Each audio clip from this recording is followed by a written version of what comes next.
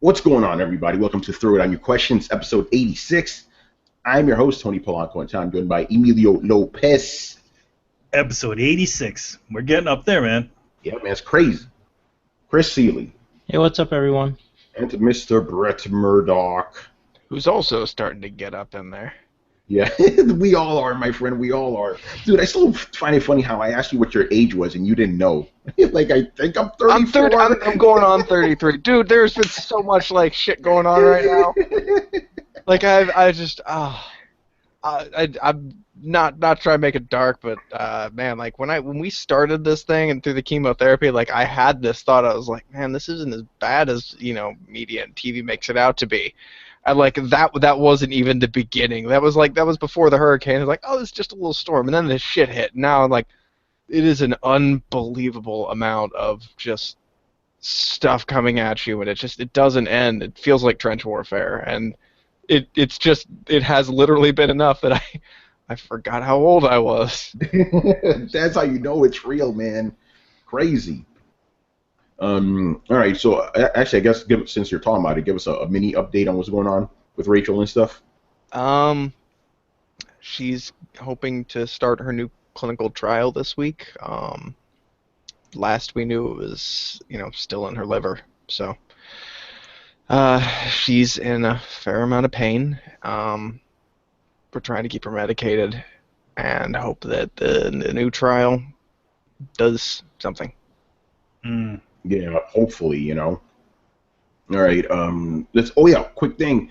You guys have requested it. It's here. Live chat. Check out the YouTube. It's literally right there on the right-hand corner. Talk. We shall converse with you. We'll talk shit with you. So this should be very interesting. Just do us a favor and just to let us know if it's fucking working. Please say something in the chat. Brett is live. I know who you are, Brett. Oh, man. All right, so there we go. That's good enough. All right, let's get into it. We got a lot of questions, so let's jump. Actually, damn it, I got a couple of shout-outs, don't I? Shout out to Studio Bad Guy. He's the one that was like, dude, live chat. He's the one that pushed me over the edge. I'm like, okay, nice. Let's do it. And I told him I would give him a shout-out. So there you go, Mr. Studio Bad Guy. And Damien's Meltdown, we'll save that for the end of the show or middle of the show. Ah, man. All right. Let's get into it. First up, not Final Stage Boss. Killax214. Which one will be the worst Ninja Turtle, the movie or the video game? Even though I'm going to see and watch both. So yeah, which one's gonna be worse, the movie or the video game that came out? Because I heard that video game is pretty assy. I don't know. I think they're both gonna be bad. The movie's got to be worse than the fucking game. The movie's got to be way worse. I have to agree with that. I've also heard that some people think the game harkens back to how the originals kind of felt. So I honestly have no idea who's saying what, and I haven't had the chance to, I guess, look into the gamer cred of who's saying what for the lack of... Like one guy, what I mean by that is not discounting anybody, but one person may be somebody who's too young to have played the originals. They're like, this game feels simple, and I could pick it up and be like, dude, this feels just like the Sega Genesis version. Yeah. So there's that possibility, or it could be flip-flopped, so... I'm going to definitely say the movie, because I know the movie's going to be bad. You know it, dude. Based off that first one, that second one looks even worse. The evil you know, right? Yeah, exactly. It's a fucking movie. Come on now. Any other answers to this one? I don't know. I mean, I can't say I can't really say anything about either. But I don't think the movie's going to be that good. Yeah, come on. The movie looks freaking terrible. It looks the only way that this movie is going to be good is if you put it up next to Ghostbusters. You're a misogynist, you bastard. Apparently. All right, let's move on. He goes, I just got an Xbox One. Hail Damien. And I want to know what series to jump in first. Chris, I'm deferring this to you, my friend. Oh, that depends. That depends on you. I mean... Quantum Break, though, right? I mean, that's got to be... Yeah, you got to go with Quantum Break. Actually, I'll answer real quick. Get Quantum Break, get Tomb Raider, get Sunset Overdrive. Those are really good. Yeah. Ori and the Blind Forest is a really cool platform game. Rising. Pick up Dead Rising. Dead Rising. Gears of War. The Xbox has I'm realizing the Xbox has a nice variety. Forza, if you like wrestling and racing games. know, plenty of shit out there. Well, that's too much stuff. This guy just bought an Xbox One. I don't think he has unlimited money to buy all those games. I was gonna say something really stupid. I'm like, I bought most of those games, but Sunset Overdrive and Dead Rising are going to be cheap now. Yeah. So you Yeah, can Chris, go ahead. those are bargain. But if you like shooters, and you never played Halo, I'd recommend you could get the Master Chief Collection. You get into those because it's like you're getting 4 games plus all the multiplayer. I would say Quantum Break, yeah, and I'd say Rise of the Tomb Raider. I'd say get into those. I'd definitely recommend Master Chief Collection though. If you like Halo. All right, cool. All right, next up, why? Oh man, this is a good one. Why do Blizzard get away with releasing a half-ass game for $60 and people praise them, but any other company does this and they get called out on every social network? Talking about Overwatch here, obviously, because it's Blizzard. This is the Bethesda effect too. You know, Fallout has a bunch of fucking problems. No one ever calls them out on it because it's Bethesda. You know. But then again, Bethesda offers something other companies don't, so I think they give them a little bit of a leeway. What does Blizzard offer that nobody else does? I think that should be the question here. How is it a half-ass game? People are saying that because it doesn't have a single-player mode. It's half-ass. It's only multiplayer. But the thing is, Team Fortress is only multiplayer, and people love that shit. Well, okay, But so Team Fortress but the was thing what, is, but the 20, thing is, $30. I don't think Team that's Fortress also is a true. full price game. and also the other thing about Team Fortress is it's not on any of the consoles, is it? Or was it? I have no It was idea. it was on Xbox. It was on Xbox, but I'm sure not many people are playing that version of it. Yeah. I'm thinking. Brett, what were you gonna say? I think PC people are just a little bit more receptive to games that don't have any sort of single player things. So you think the complaints are coming from the console guys? I have a suggestion. What's up?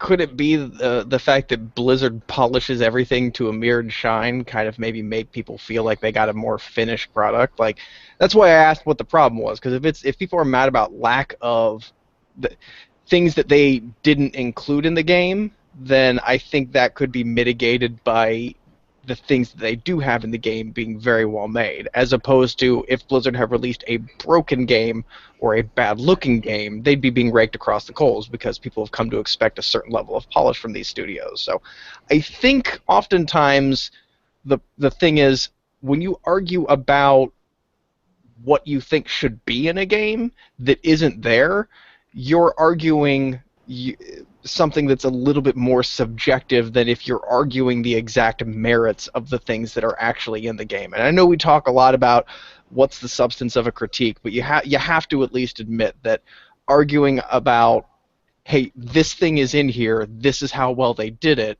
is a completely different argument than here is what I think about the creative choices that they've made.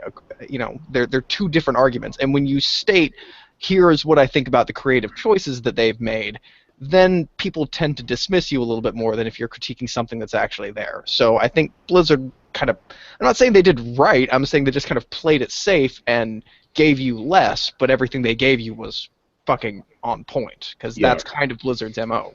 And that's someone said in the chat, the game's actually getting rave reviews on PC. Yeah, and the problem is coming from the console guys. It's coming from the guys console aren't used to guys. MOBAs, are they? No. Is it a MOBA though? Because it seems like it's just like a team deathmatch type of game. It's the spirit of a MOBA. Yeah. And they knew what they were doing. I think It's like console. Light. Chris, consoles, Chris, they're comparing it to like something like Battleborn, which does have a single-player campaign, right? But also does the same thing in multiplayer. Like Overwatch and Battleborn are interchangeable, except that Overwatch doesn't have any single-player, right? But it's Blizzard, so they get a lot of leeway. This is the same type of leeway Rockstar gets. Look how long Heist came out. Like, if anyone else did that, they would be raked over the coals, but it was Rockstar, so they got all the forgiveness in the world for a year-and-a-half late feature. Nintendo gets this leeway in spades for every stupid thing they do ever. Yes. What about Battleborn? I haven't heard shit about Battleborn. Dude, I'm glad you brought that up. Dude, I've been doing so many fucking podcasts lately, I don't even remember anymore. I was on some podcast and we all talked about how no one's talking about this game now. Like, Overwatch essentially steamrolled that game. Now no one is even talking about it. You know, so that is interesting. What happened on fucking Battleborn? That was all hyped up to hell too. No one's talking about it. It's all fucking Overwatch now. Pretty interesting. All right, let's move on here. Final stage boss. He goes, I'm sorry to sound pessimistic, but I don't have much faith in the Suicide Squad movie being good, although I want it to be. Do you, Manny? As soon as I saw Batman Superman, I just said, I'm done. I'm not seeing any more DC films. Damn. That's it. But you know what? And to be honest, the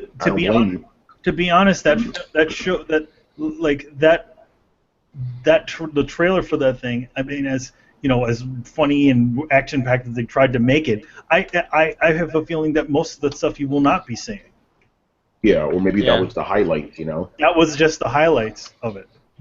So I don't have any faith in that film. And then, but who knows? Maybe it'll get really good reviews, and it'll totally make people forget how bad Batman Superman was. Oh man, I'm gonna check it out, obviously, but I'm very, very, very skeptical, especially after Batman Superman. You know, DC hasn't really instilled any faith in me yet. No. Don't keep saying DC. Say Warner Brothers. Warner Brothers. Very Warner true. Brothers is in charge of this stuff, and they are the ones that made the decision to be all dark and gritty, supposedly. Yeah. Even though it totally goes, it's the total opposite of what DC has always made. Yeah, DC's always been like the lighter thing. As a matter of fact, Manny and I were having this conversation the other day, right? If you guys read JLA Avengers, right? One of the key plots of the whole thing was like basically the Marvel characters, when they went over to the DC universe, they were like, oh shit, people actually like their heroes here. They actually revere them. You know, they have museums and things devoted to them. And then when the DC guys went over to Marvel universe, like, oh my god. They hate their heroes. What the hell's wrong with these guys? You know? So it's always been tradition like that. DC has always been the brighter universe. Marvel's always been the darker one. But now DC has become darker than Marvel. You know, and now look at DC Rebirth. They're trying to go back to the way DC's supposed to be. You know? Nobody liked fucking New 52 because they were fucking doing Wildstorm, basically. Yeah. You know? Exactly. I think it's going to be a mess. There's been reshoots. You can't change the tone of a movie after it's done. Like, They went dark and gritty, and then you notice the trailer only a month before the last trailer launch was dark, and then all of a sudden they went and made it funny, right? And they started changing things. So that right there is like red flags all over it. I think it's either going to be a mess or I don't think it was good in the first place. It didn't look good. And now that they completely changed tone and they're like, oh shit, nobody likes dark. Let's make it funny. The thing is, it doesn't here's the thing. There's a difference between serious and dark. Yeah, exactly. Like you can have a total serious. Like they could have went serious with the Batman and Superman film. They could have, and still had moments where things get light, because in real life things get light every so often. Even nobody wants serious though. Like that's I think where they got off. Like people want dark, but that doesn't mean that they want serious. You're dealing with a story about people dressing up in costumes and punching guys in alleyways. There's a certain amount of suspension of disbelief. Like we're literally talking about people in capes and colorful outfits. How serious can you really get with that? Yeah, you can get super dark, but I don't think you can get real serious. Yeah, and I mean the thing is, again, the one problem with the Batman Superman is essentially it's like Zack Snyder's trying to remake The Watchmen, but with actual Superman and Batman as opposed to the Owl and Dr. Manhattan. Mm-hmm. Yeah, that's a great point. All right. So, also let me just mention. Go ahead, man. Why is Suicide Squad using the soundtrack of Wayne's World? Are they? Yeah, they did that Queen song. In two trailers, they literally have two songs from Wayne's World. Wow. It's Ballroom Blitz, and then they did Bohemian Rhapsody. Bohemian Rhapsody. Wow, that's crazy. Brett, Suicide Squad, yay or nay? So that Doctor Strange trailer was fucking awesome. There's your answer right there, people. I'd rather see Doctor Strange. Doctor Strange. Dude, I am so totally down. I was like, oh shit, I hadn't seen the trailer yet. That looks amazing. Well, Hey, I'll doesn't say it? this, Doesn't Doctor it? Strange is not confused over what it is, right? Exactly. I It knows didn't- exactly what it is. In the last 2 months, Suicide Squad has changed tone completely. I don't know what it is now. So I like to call the Doctor Strange Strangeception. Strange section. yeah. Oh, by the way, you guys should look around online for this. This is actually kind of funny. So, a lot of the films that Benedict Cumberbatch has been in, for some reason, they all have the same composition. He's really tiny, and it's the back of him, and then there's a big environment in the distance. They did Really? it for I think when he played Stephen Hawking. There's that one. There's also the Star Trek Into Darkness one is the same thing, and Doctor Strange has the same sort of poster Yeah. as all three of those films. I don't know. Maybe it's like don't show me in the front, just show me from the back, from the distance. I don't know. Oh man! All right, let's move on here. Second question. Uncharted is arguably Sony's best and one of their most successful franchises, and Uncharted 4 is supposedly the last game. Do you think Sony is doing the right thing by ending their best franchise? They're not ending the franchise. They're ending the Nathan last Drake. Nathan Drake game. It's Yeah, not the last Uncharted game. they've stated this many times. Actually, they're not ending the franchise. They're ending Nathan Drake's adventures. And here's the thing: you could still have Uncharted with Nathan Drake in him. He's just not the main guy. You know what I mean? Like he'll pop up in a cameo or something. So they can still have their cake and eat it too. It's like, yeah, you're not playing as Drake, but he's still in the game. Dude, even if the Drake becomes the new Sully and Drake takes on an apprentice, like I'm playing through 3 because I'm finally getting the chance now, slowly. Like you could pretty much repeat 3 with Drake being the older teacher now and setting up a whole new series of games. Just because they finish a trilogy, that's the beautiful thing about an IP, an intellectual property, and Star Wars is showing this with Rogue One right now. An IP is more valuable than just a singular story. Yeah.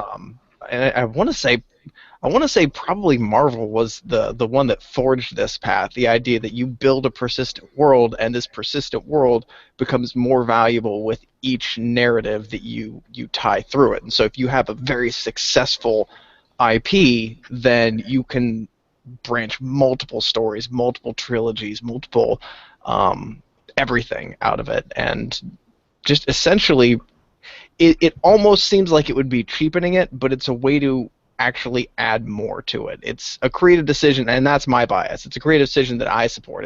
It's one of the reasons that like Dungeons and Dragons has gotten so robust. It's one of the reasons that Star Wars and Star Trek are kind of regarded in almost like a religious kind of aspect. It's you have some of the best minds putting into and adding into this pot, and you get something that's kind of bigger than us all.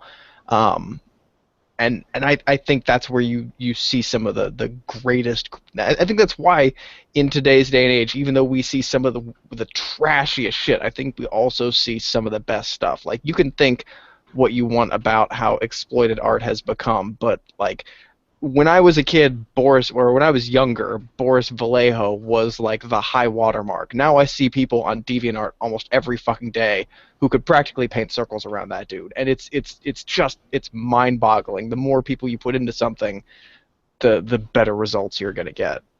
So I think that it's a good thing that you don't have an entire world die just because one character's story is over. Yeah, exactly. Just to quickly jump on that. Think about Guardians of the Galaxy, the movie, right? Why did it initially do well? Because people were like, oh shit, it's a Marvel movie. I'm going to see it. Obviously, it did better because it was a great movie, but initially people were excited because it was another Marvel film. They instilled all this faith within their brand. Even now, we got to the point where they count every Marvel movie as one giant franchise. That we're getting to that point now. So you're 100% right with that. So Uncharted, it ain't going away, man. That would be ridiculous if they take it away. All right, last question here. It may not be Naughty Dog that's doing it. Well, it's also true, It's also true. Well, it's the same way Dark Souls isn't going away. Like, I guarantee the more Oh that I yeah, think about it, the more like Miyazaki's just going to take this opportunity to start a new lore and free himself up from it. It's going to be like when, the DC universe rebooted itself. You're like, okay, I've kind of painted myself into a corner. I think I've told all that this story could have to tell. Now I'm going to start orchestrating something else grand.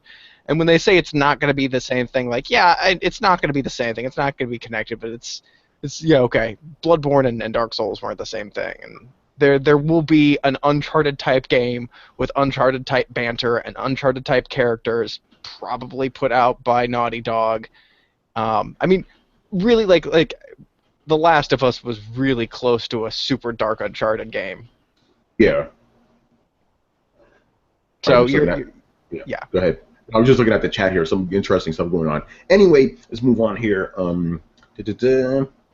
Okay, so he goes, critically acclaimed Xbox One exclusives like Rise, Sunset Overdrive, and Quantum Break didn't sell well on Xbox, but Black Ops, which was a last-gen game that was made backwards compatible on Xbox One, is selling like hotcakes right now.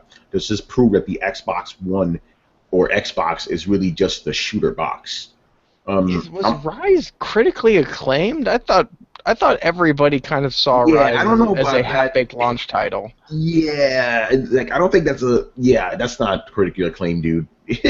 Sunset Overdrive, it got good reviews. Quantum Break also got reviews. I don't think any of these games are generally critically acclaimed per se. But his point is that all those games are outsold or being outsold by a last gen backwards compatible game, which is crazy. This is one of the things Demon actually got mad at us about. Like, why didn't you guys talk about Black Ops?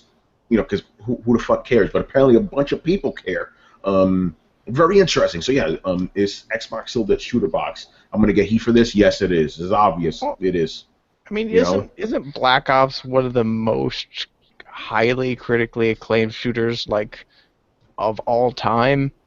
Yeah. But Like, isn't don't you that think it's weird? Don't you think it's weird that an old game is outselling newer games? no? No, I mean, like, if they remastered Final Fantasy VII and put it out today, like, that shit would sell like nobody's business, and that would just be a remastered old game, and it would outsell a lot of current gen games. I think it's just a testament to, it's the same thing. If they remastered a Half-Life 2 and put it out, like, everybody would go to buy it in droves. We constantly talk about how GTA 5 is still one of the top sellers every month, so. I think a good game is a good game is a good game, regardless of when it was made. And I think the only thing weird about that is the fact that console gamers are just starting to understand that. PC gamers they get that all day long. It's almost irrelevant when a game was released on PC because you can alter the graphics, and so things don't age the same. It's this weird kind of purgatory space, and hate to sound like an old person now, but the younger generation is pretty keyed into the way Steam works, and I don't think that the idea of a game being last gen, therefore inaccessible, is something that's permeated through a lot of younger gamers. I think they just hear like, oh, this was a great game. This is one of those games that other games are measured against. I'm going to go play it. So I think it makes sense. I just think that, honestly, that we don't understand that aspect of it, perhaps. But you can't say that it's weird that one of the best games, like, subjectively, one of the best games ever made, it's weird that it's selling so well. It doesn't seem weird to me. Yeah, I don't know. To me, it seems like really like you just got a new Call of Duty, there's another one coming out, and you're still buying them. It's insane to me, But maybe I just don't get Call of Duty, I don't understand. What's your favorite game, Tony? All time, Metal Gear Solid 3, man. Okay, that one's still pretty recent. What if they remastered the original Metal Gear and put it out tonight? Like, it just fucking appeared in your mailbox. Would you finish Uncharted before you broke into that? I finished Uncharted already.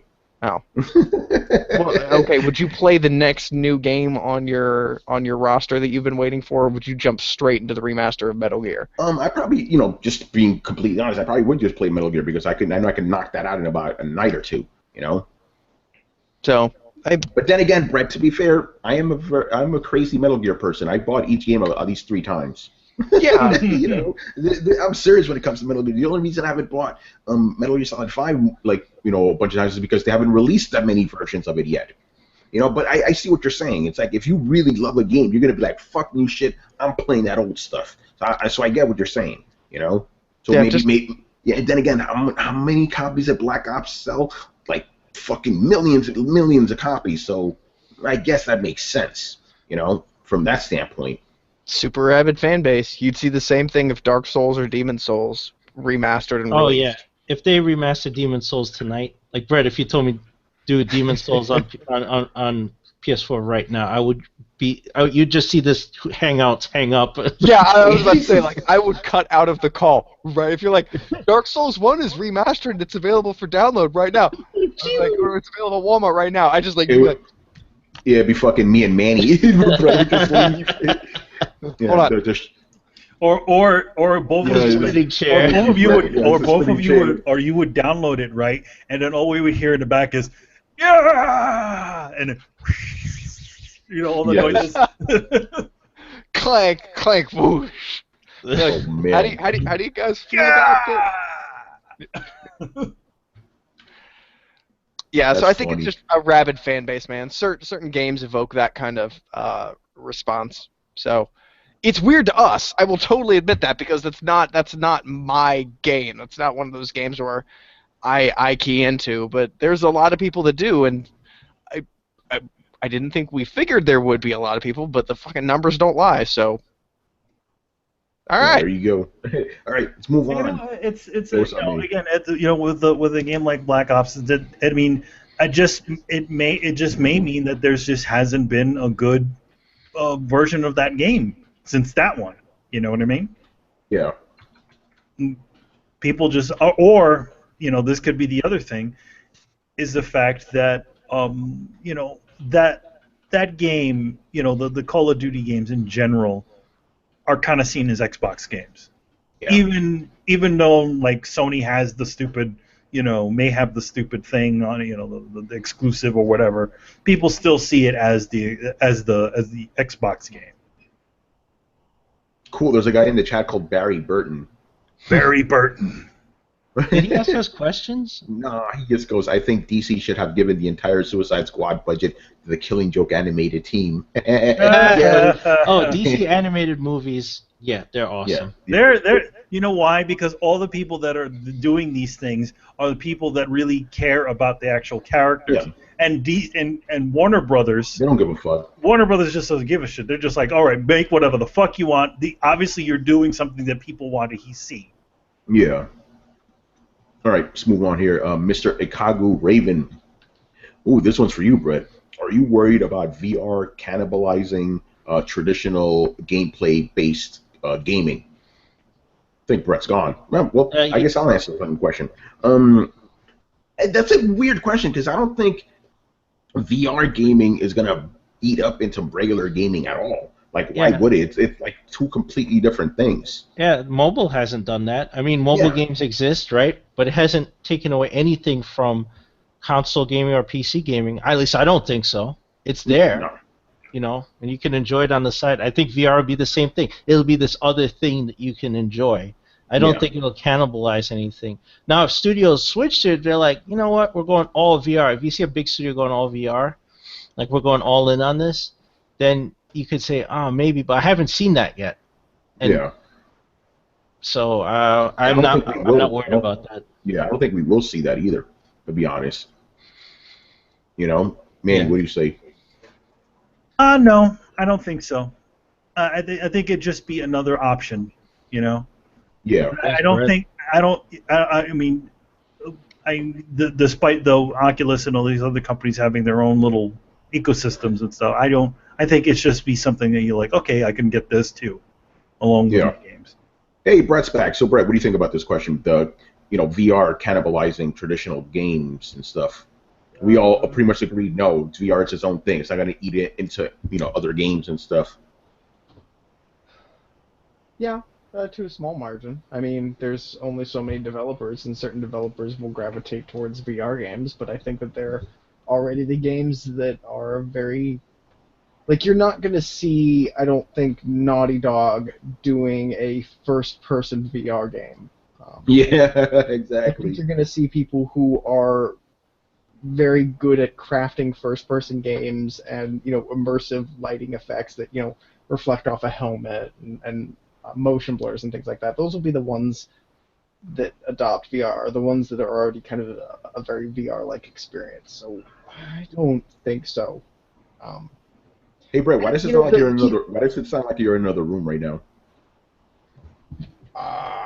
Does it? Yeah, like your sound is weird. Do you have your little toggle thingy over there in the right place? Is that better? Talking it. Yeah. There you go. All right. I was muted. I was gonna say, dude, swivel down your mic. Yeah, wow, that made a huge difference. Sorry about that. So what was I saying? I literally said your dongle thingy. The mic, Tony. What is wrong with you? The voice thingy go in. You were talking about net developers, not like Naughty Dog. Yeah. Keep in mind too, the industry has just been fucking exponentially growing. So, you might just see new game companies sprout up, or if a company takes money away from one of their main games, or if Naughty Dog decides to make a VR game and a console game as opposed to two console games, then you'll see a little bit of pressure lighten up on the console market, and you'll see smaller developers fill in, come to fill that in. It's an ecosystem that kind of naturally balances itself out.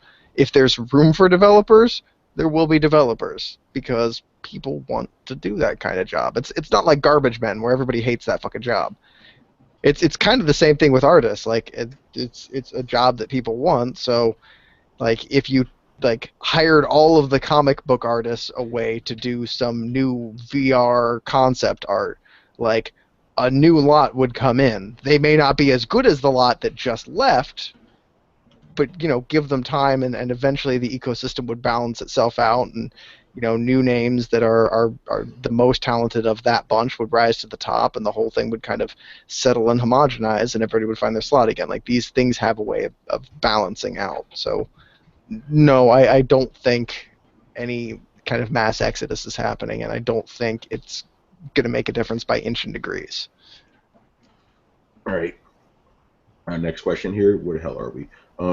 This is a good one. How many of you guys have created strong friendships with people you've met in the act of gaming? It doesn't count if you met them because you both have an interest in gaming. Just people you meet either at an arcade or a social gaming event or even in an online game.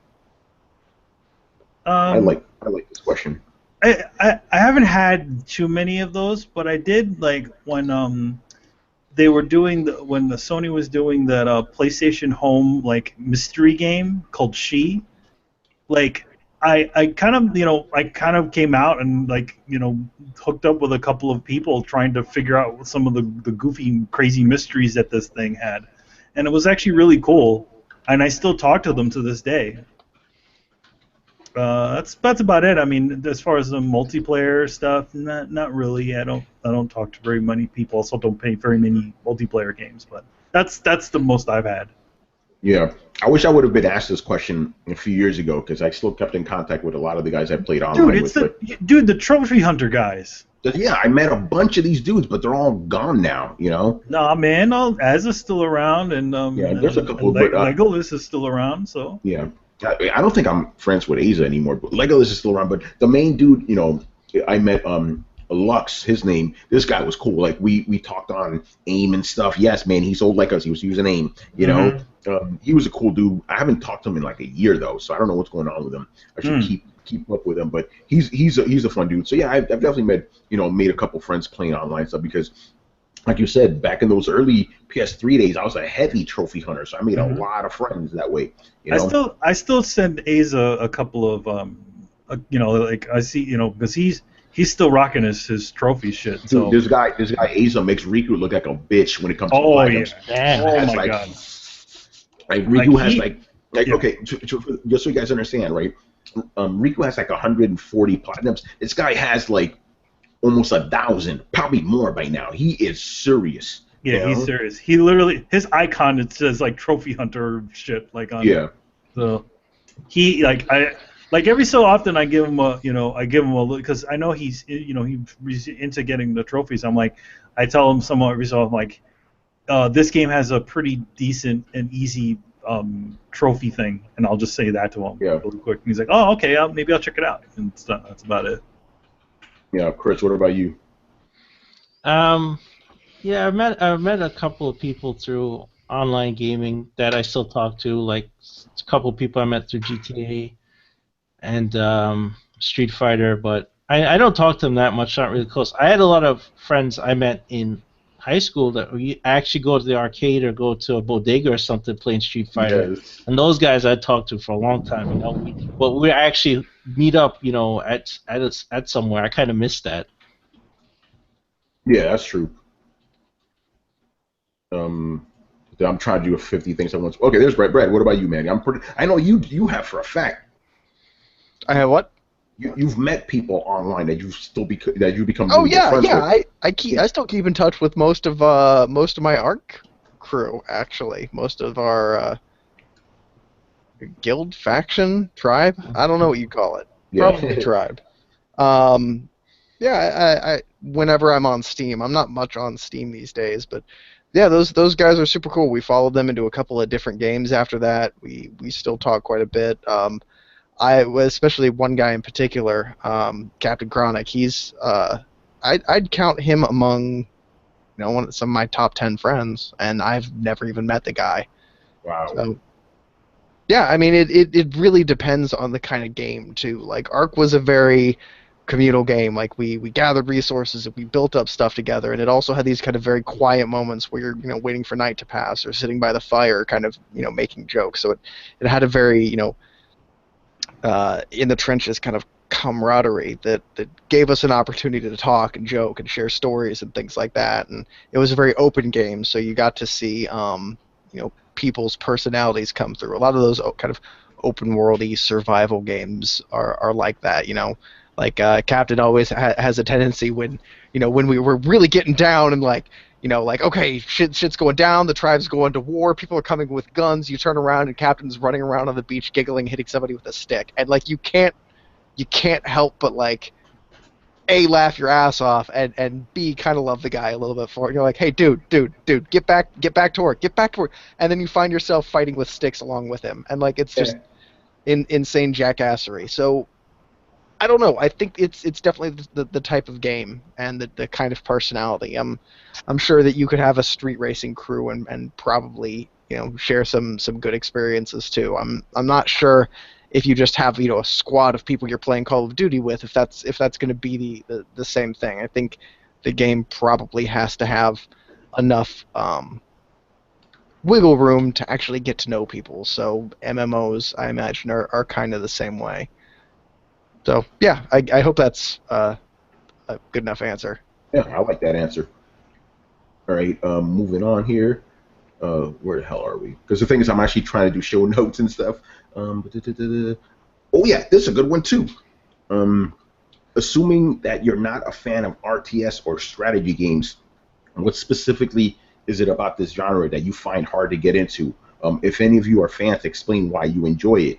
Okay, let's start with the guys who are not RTS fans, me and Manny. The reason here's the thing, RTS, I don't hate it. I played Command and Conquer on the Saturn back in the day. I thought it was cool, but I never felt like I needed to go back to the genre. It's like, did okay, you just say you played you played Command and Conquer on a console? Hell yeah, motherfucker. Oh.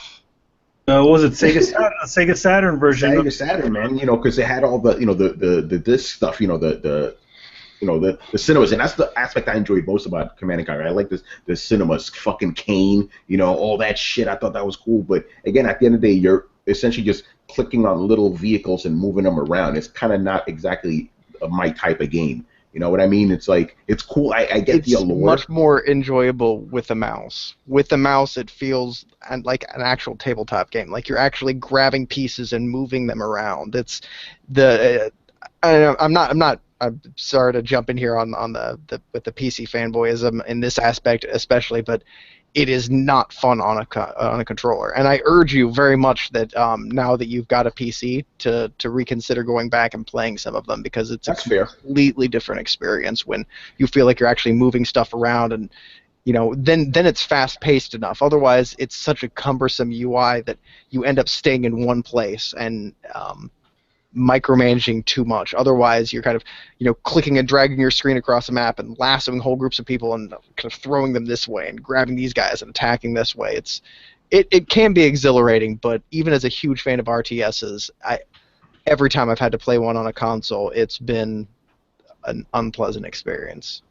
Okay, noted. But yeah, I mean, again, guys, you guys know me. I'm more of a story-based type of guy. So unless you have RTS with like a big, heavy story, I'm probably not going to get into it. It's like, yeah. But again, maybe I just got to play it on PC to find out. But Manny, what do you say? Here's the thing. I mean, in general, it was like for you, it was difficult to get you into RPGs.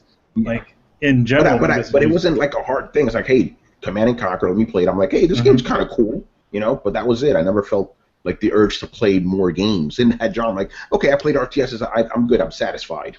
I've never really hated RTS games, but there's never been one that has ever struck my fancy. Like where I just say, oh man, I have to play this. I'm like, all right, not really nothing really interesting going here. So that's really what happened with me with those sorts of games. Not to sound like an RTS salesman, but I think it's about finding the right mix for you, because RTSs go anywhere from arena-based, like your provided weapons and things like that, towards almost like Civ would be considered a quasi RTS, and that's half Sim City. Or like I remember somewhat digging the Warcraft games. Yeah, the building heavy RTSs are my favorite. But the thing is that eventually I kind of just lost interest because it was just kind of doing the same sorts of things over again. Resource management and all. Yeah, that stuff is always kind of boring. And I kind of got I didn't like the grind because the grind didn't seem fun, and that's pretty much why I would stop playing. Man, I remember, and there's another console game I bought, Sim City, for the Super Nintendo, because it had Bowser in it. I'm like, oh shit, it's a game where Bowser destroys cities. This is gonna be fucking awesome. So I'm there. I'm like, I have to build a city. And then I'm like, this is stupid. And then Bowser showed up. I'm like, oh shit, this is awesome. He's destroying the city.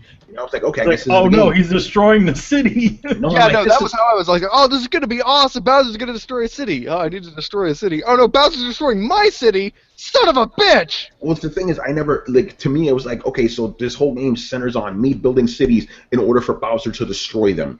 Like, that's what I thought as like a 12-year-old kid, So I'm like, okay, I'm good. I don't need to play SimCity again.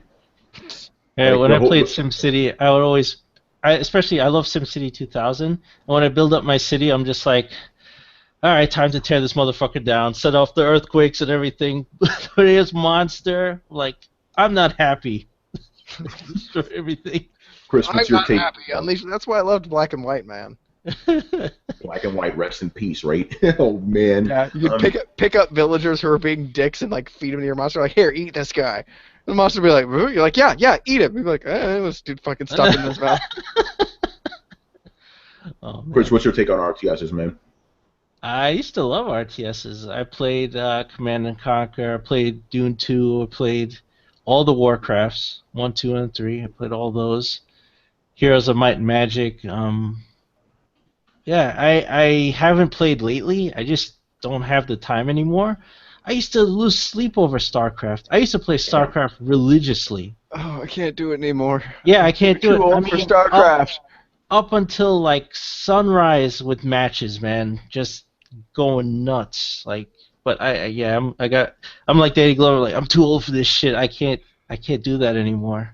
Dude, also people are not gonna appreciate this. Like, the Chinese got too much into StarCraft, and I don't mean that as an overarching racist thing. I mean as culturally, like, Chinese are super efficient gamers, and they will squeeze every millisecond and every stat point out of everything. And I'm like, man, I can't be that efficient. I like playing with robots because I like the robots. I know they're not the best unit in the game, but I like playing with the goddamn robots. Oh, by the way, I wanted to give a quick shout out to Rob Zilla. He goes, "I love this podcast!" Exclamation point! Exclamation point! Exclamation point! Yay! All right. Yeah, RTSs. Oh yeah. Well, so why do you guys love them? I guess. Oh, here, I'll throw another one. This will make the Xbox guys happy. I used to play Halo Wars. Oh shit. Halo Wars.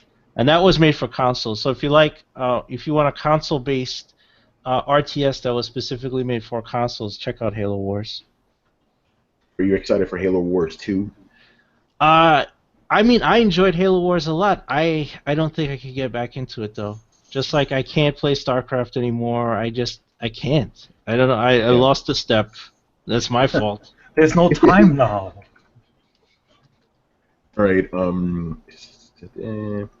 Where are we now? All right. Oh shit. Okay. Actually, I'm gonna toss this in real quick. A little bit out of order, but Mike Madden just had this comment. He goes, actually, you know what? I'm gonna say that for a specific Neo question, which we got. Neo. All right. Let's get into.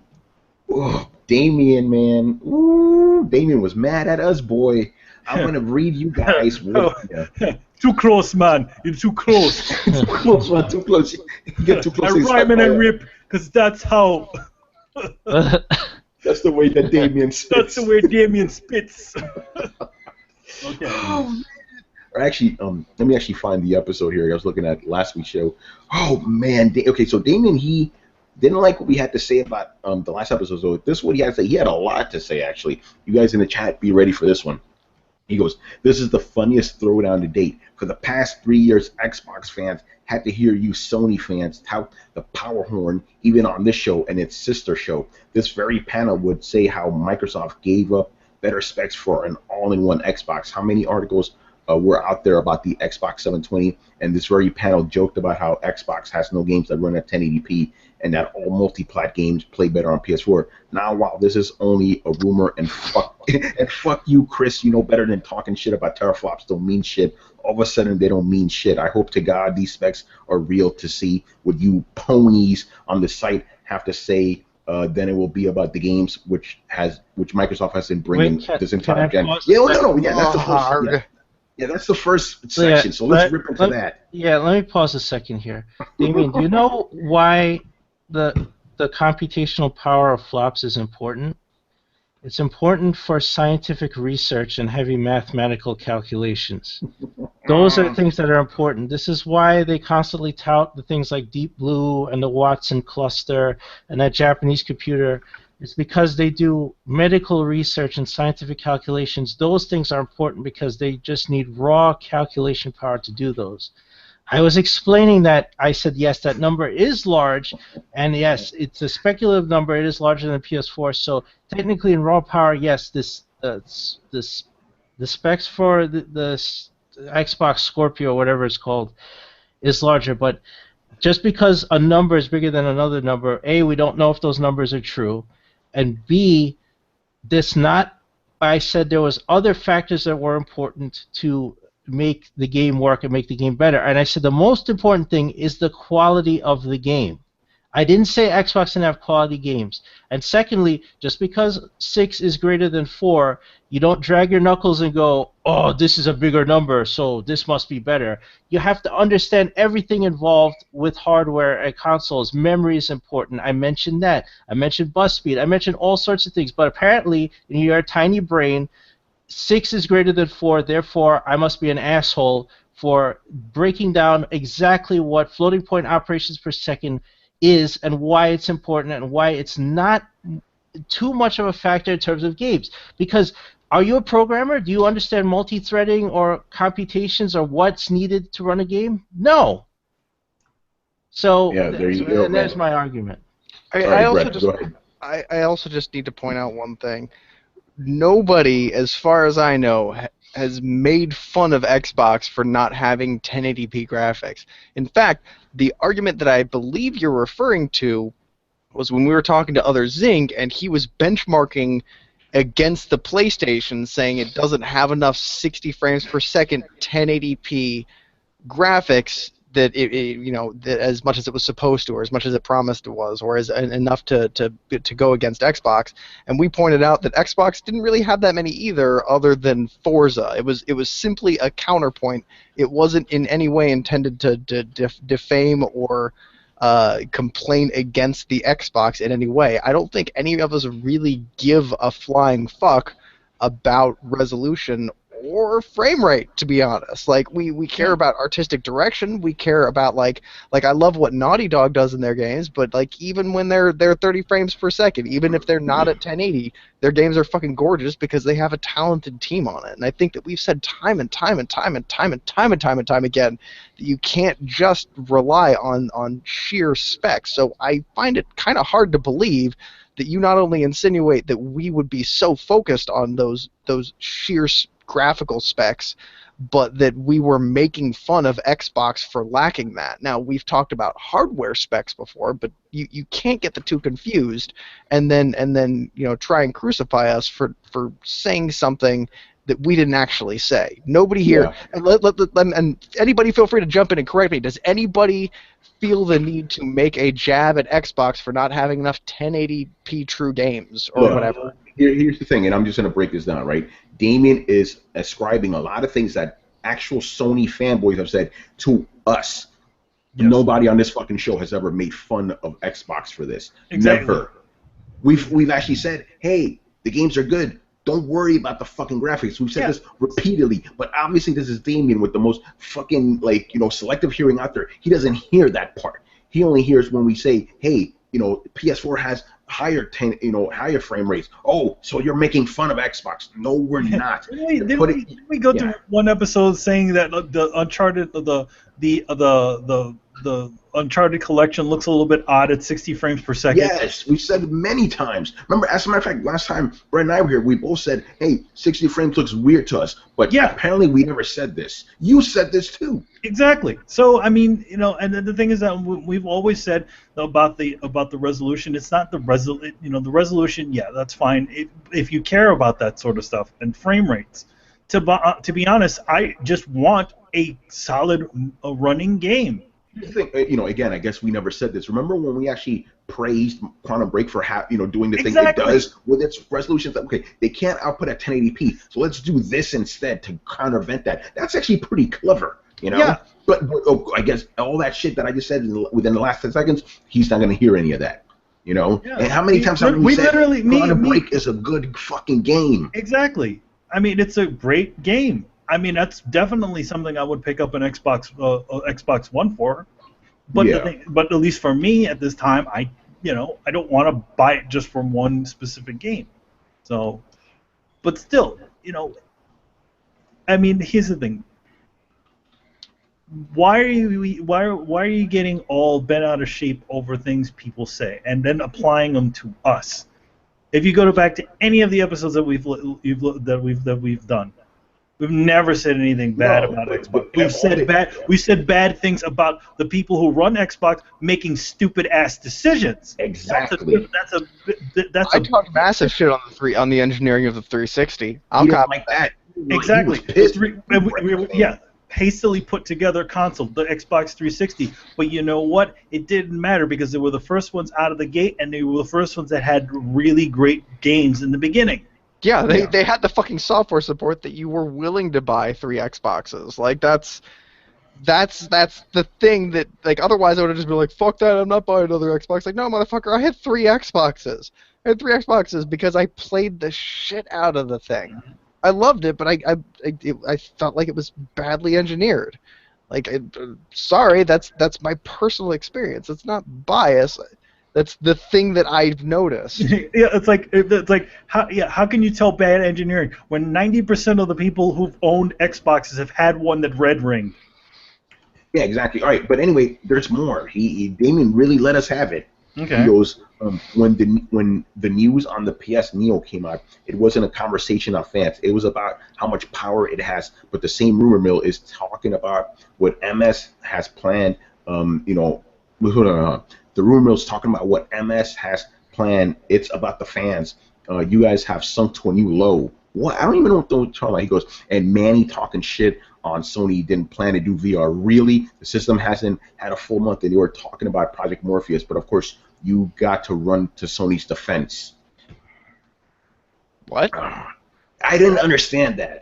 That sounds like a 2 a.m. in the morning writing right there. Yeah. Anyway, Hold on. I'm gonna pull this up. There's more. Okay. I know, but I can't. Man, you need to structure your sentences differently, Holmes. Yeah. Let's just keep it real. I'm reading it for you fans, and I'm just reading it as is, no editing. All right. He goes. Okay. So the thing, the number one thing is that obviously, they Sony has all these different things running in the background, just like how Microsoft has a bunch of things in the background, and they put these things in there in the hopes that they would eventually have the technology ready. But I don't think it was the priority. Yeah. The main reason why that little thing got the little gadget in the front end there was for tracking for the actual motion sensors in the camera beforehand. Right. Anyway, he goes. Yeah. Go ahead, Manny. So I mean, what? So what's bad about that? I don't understand what was wrong with that. Am I defending Sony somehow? Yeah, I don't understand that. Anyway, well, go ahead, Brett, because there's more. Is this the second paragraph, though? We're on this second paragraph. He didn't break it up correctly. When the the news on the PlayStation Neo came out, it wasn't a conversation on fans. It was about how much power it has. But the same rumor mill is talking about what Microsoft has plans. Brett's trying to decipher me. About the fans. Okay, what? No, I seriously, I can't. I'm trying to answer this. I'm not trying to talk shit. I'm just having trouble. A punctuation, motherfucker. Like, okay. All right. When the news on the PS Neo came out, it wasn't a conversation on fans. It was about how much power it has. Okay. What do you mean it wasn't a conversation on fans? I think he's trying to say when the rumors came out that it shouldn't have been a conversation about the fans, but we turned it into that. I find it funny because within that same conversation, I said that the PS fans are being kind of silly with this PS4 Neo stuff. Yes. Yeah. Okay, so Brett's trying to divine all this shit. Yeah. But the thing is, yeah. I just don't understand why he just suddenly starts talking about Morpheus. Like, when you're talking about, Sony didn't plan to do VR. When you're mad, you don't think logically. Anyway, I want to move on to the next part here because remember, it's a lot. And we still got a bunch of actual questions to answer. He goes, first of all, you didn't like the initial plan of the Xbox One. Microsoft changed it, and instead of saying they listened, you had laughs about it. No, we actually said, hey, they listened. We never laughed about it. He goes, you laughed about it and the whole 1080 thing. No, we didn't. We never laughed about it. Didn't I say that they have an up-road battle to go through that was pretty much mirroring Sony's problem after they had displayed their arrogance at the launch of the PlayStation 3, and much like Sony, at that time they had to make it up to fans with both fan service and good products at a competitive price. And so therefore the owners in that point had been basically part of an underdog story who ended up getting the better service in games because of that, and we could expect to see something very similar with Microsoft. Is that what they mean? Is that what he means by making fun? Yeah, no. I think he thinks anything you say is us shitting on it. Anyway, there's more. He goes, then you guys said MS doesn't have any games, but they release games, and now it's not a game for you. Fact is there is nothing MS can do that you'll give them credit for. So he's basically saying that we made fun of Microsoft for not having games, and that nothing they do we'll give them credit for, even though we've given credit to them countless times because they have more exclusives than Sony does. That's a fact. That is a fact. We've said this in tons of shows in the past. As a matter of fact, remember when I bought my Xbox One, I specifically said, hey, I played more exclusives on Xbox in the month of December than I have in the entirety of my time with PlayStation. I said that, but of course Damien doesn't hear that part.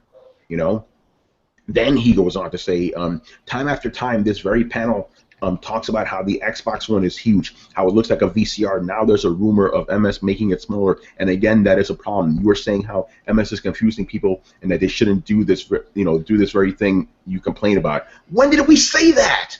I know. I think we were specifically talking about the other Xbox, the one that's supposedly coming later on with the higher specs.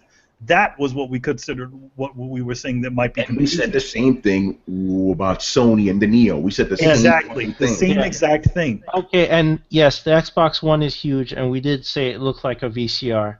I'm Yeah. sorry you took that as a personal slight. Nobody's talking about your mom, dude. We're talking about a fucking plastic box, Yeah, right? yeah, because look at the size of this fucking thing. It's huge. Yeah. No one can deny that. Yeah, You know? just relax. If they're coming out with a Slim, that's fine. Nobody made fun of it. I don't know what you heard.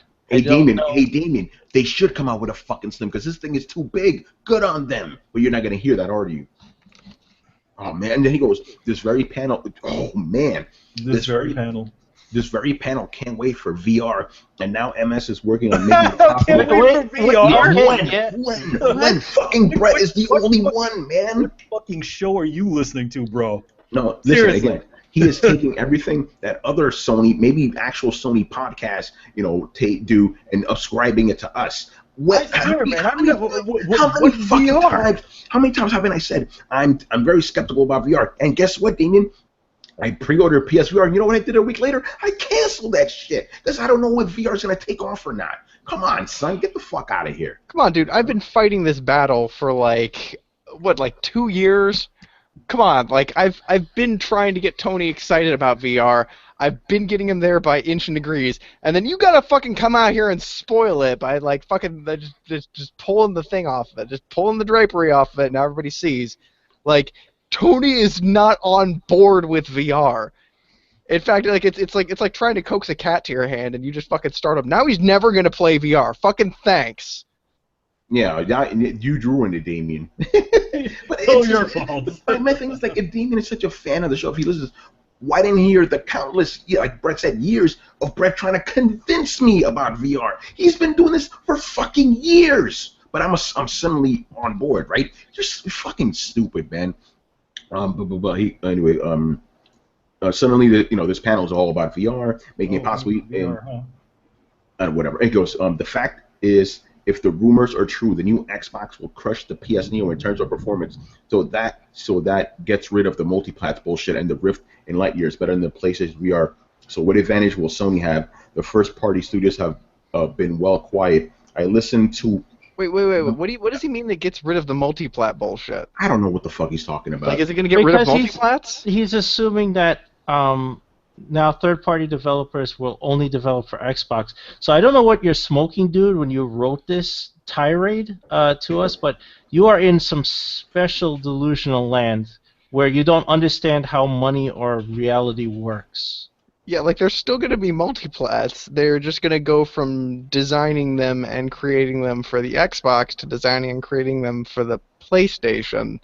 So that's actually not in your best interest, since we've said time and time again that they design for the lower spec console, and so it usually runs with less bugs on that specific console. So that's one of the things that Microsoft actually knew when they designed the first system. They said, we don't have to be the most powerful, because if we're not, people design the games and code the games in the Microsoft architecture, and it will run more seamlessly, and Sony will continue to have the buggier version of every game, and that's good for our PR. So why would we not then make our system more widely accessible to the casual consumer and just have games that run better? So we have a system that it reaches more people and games that run better. It was a brilliant business decision. It was a brilliant marketing decision.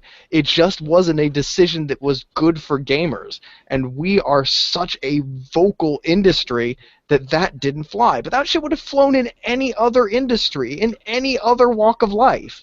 It was sound business decision. We just didn't let it fly. And so now that the shoe's on the other foot, it's not stupid. It just means that people are now going to develop for Sony. And Microsoft has made the very informed choice that being known as a higher spec system is worth that trade-off, because the consumer market right now seems to care so much more about that. And so they're trying hard to regain your business. I'm not fucking Nostradamus here. I think that also with the other situation with Xbox 360 is that also being that they were the first, you said it was they were the first. They also weren't the most powerful, but they were the first. Just kind of like the way the PlayStation 2 was the first before the Xbox, the original Xbox. So I mean, obviously, yes, people are going to be they're going to design for the one that has the most saturation of people that own it. They want to make sure it works the best on that one. Yeah. Like what Manny says, install base is important. PS4 is enjoying what, almost 40 million? Yeah, 40 million So, now. yeah, the idea that third-party developers are going to go, no, we're just going to develop for this more powerful thing. See you, Sony. That's ludicrous. That has never happened. That never will happen because the return of interest they would get for putting the game on both platforms is gigantic. Like, they would lose so much money if they just went exclusive for Xbox. So the idea that you think that would happen is hilarious. Yeah, all right, I'm going to state this one because this is something we actually did say. And he goes, I listened to members of this panel call the Xbox 360 the worst piece of dog shit ever. I had 3 PS3s, one yellow light lighted on me, and the other stopped reading discs, but I wouldn't call it a piece of shit. Now, Brett, this is a specific thing you said. You specifically called the Xbox 360 a worst piece of shit. Was it warranted? Yes, because why? Why was it a dog? Why was it dog shit? Why was the Xbox Actually, before that, how many Xboxes did you own? Xbox 360s? 3. Chris. 3. All right. Now explain to the people why you called it a dog shit. Because it can't ventilate its own heat appropriately, and it would get so hot that the motherboard would start to fry, curl up at the edges, and break its own shitty solder connections. The ability to not see that you can't vent your own heat enough, that you are literally curling your fucking motherboard like a frying potato chip, is bullshit and short-sighted, and even the most rudimentary of engineers should know better. Fuck, even the most amateur PC builder knows how to properly balance the intake or input and output of their ventilation system to adequately discharge the heat. That is the most rookie noob mistake ever, and yet they put this shit into mass production. I find that completely unacceptable. Yeah, no, and that's 100% right. You make a machine that's literally. Here's the thing: Damien is thinking that we said the Xbox 360 as a whole is a piece of shit. No, the actual console is a piece of crap, as has been proven. Like, okay, I just find it funny that he's saying this shit, right? Meanwhile, I'm a guy who wrote literally a fucking whole editorial, right? I was originally going to do the 10 best Xbox games. I ballooned it to 20. That is a sign that it's a great fucking system. But the actual hardware, the machinery, was ass on that original Xbox 360. The only way you could say otherwise is if you're a raging fanboy. Remember the Xbox 360 Slim? Great. They didn't have any of those fucking issues, It was the original Xbox, and it's been proven that thing, nobody that only bought an Xbox and then just stuck with that first Xbox. No, everybody bought another Xbox at least 3 times. Because it was a piece of shit. They either bought a new one or sent it back to Microsoft multiple times. Yeah, so that right there, we said it because it's a fact. It is a fact. That thing was a piece of shit. From a hardware standpoint, from a console standpoint, from a software standpoint, the Xbox 360 was great. But that last part, he's not. Hold on, I have to. Okay, he's gonna edit this in his mind. Xbox is a piece of shit, and edit out the part where I said it was great with the software. He's not gonna listen to any of that shit. And they had the install base. Why were people willing to go and if their Xbox blew up on them or fucking all that shit, and they willingly went out and go buy a new Xbox? Because they wanted to play the goddamn game. Yes, they bought it because they had great fucking games, dude. But he's not going to hear that part, obviously. So he goes. There's another one. He goes, I listened to you guys lie about how the Xbox One doesn't update in the background, which is a flat out lie. When the fuck did we say that? No, you were complaining. You were complaining about. He might be talking about the point where you were complaining about how updates take an incredibly long time. Yeah, I never said they don't update in the background. Yeah, they do update in the background. If you have your machine plugged in, I turn my shit off. Yeah, that's the same thing I do too. I don't run my Xbox One 24/7. I don't leave it in that sleep mode. Just like I don't leave the PS4 in rest mode. The PS4 can also update in the background. If you leave it in rest mode, you can push updates to it. I don't leave it like that, though. I turn it off.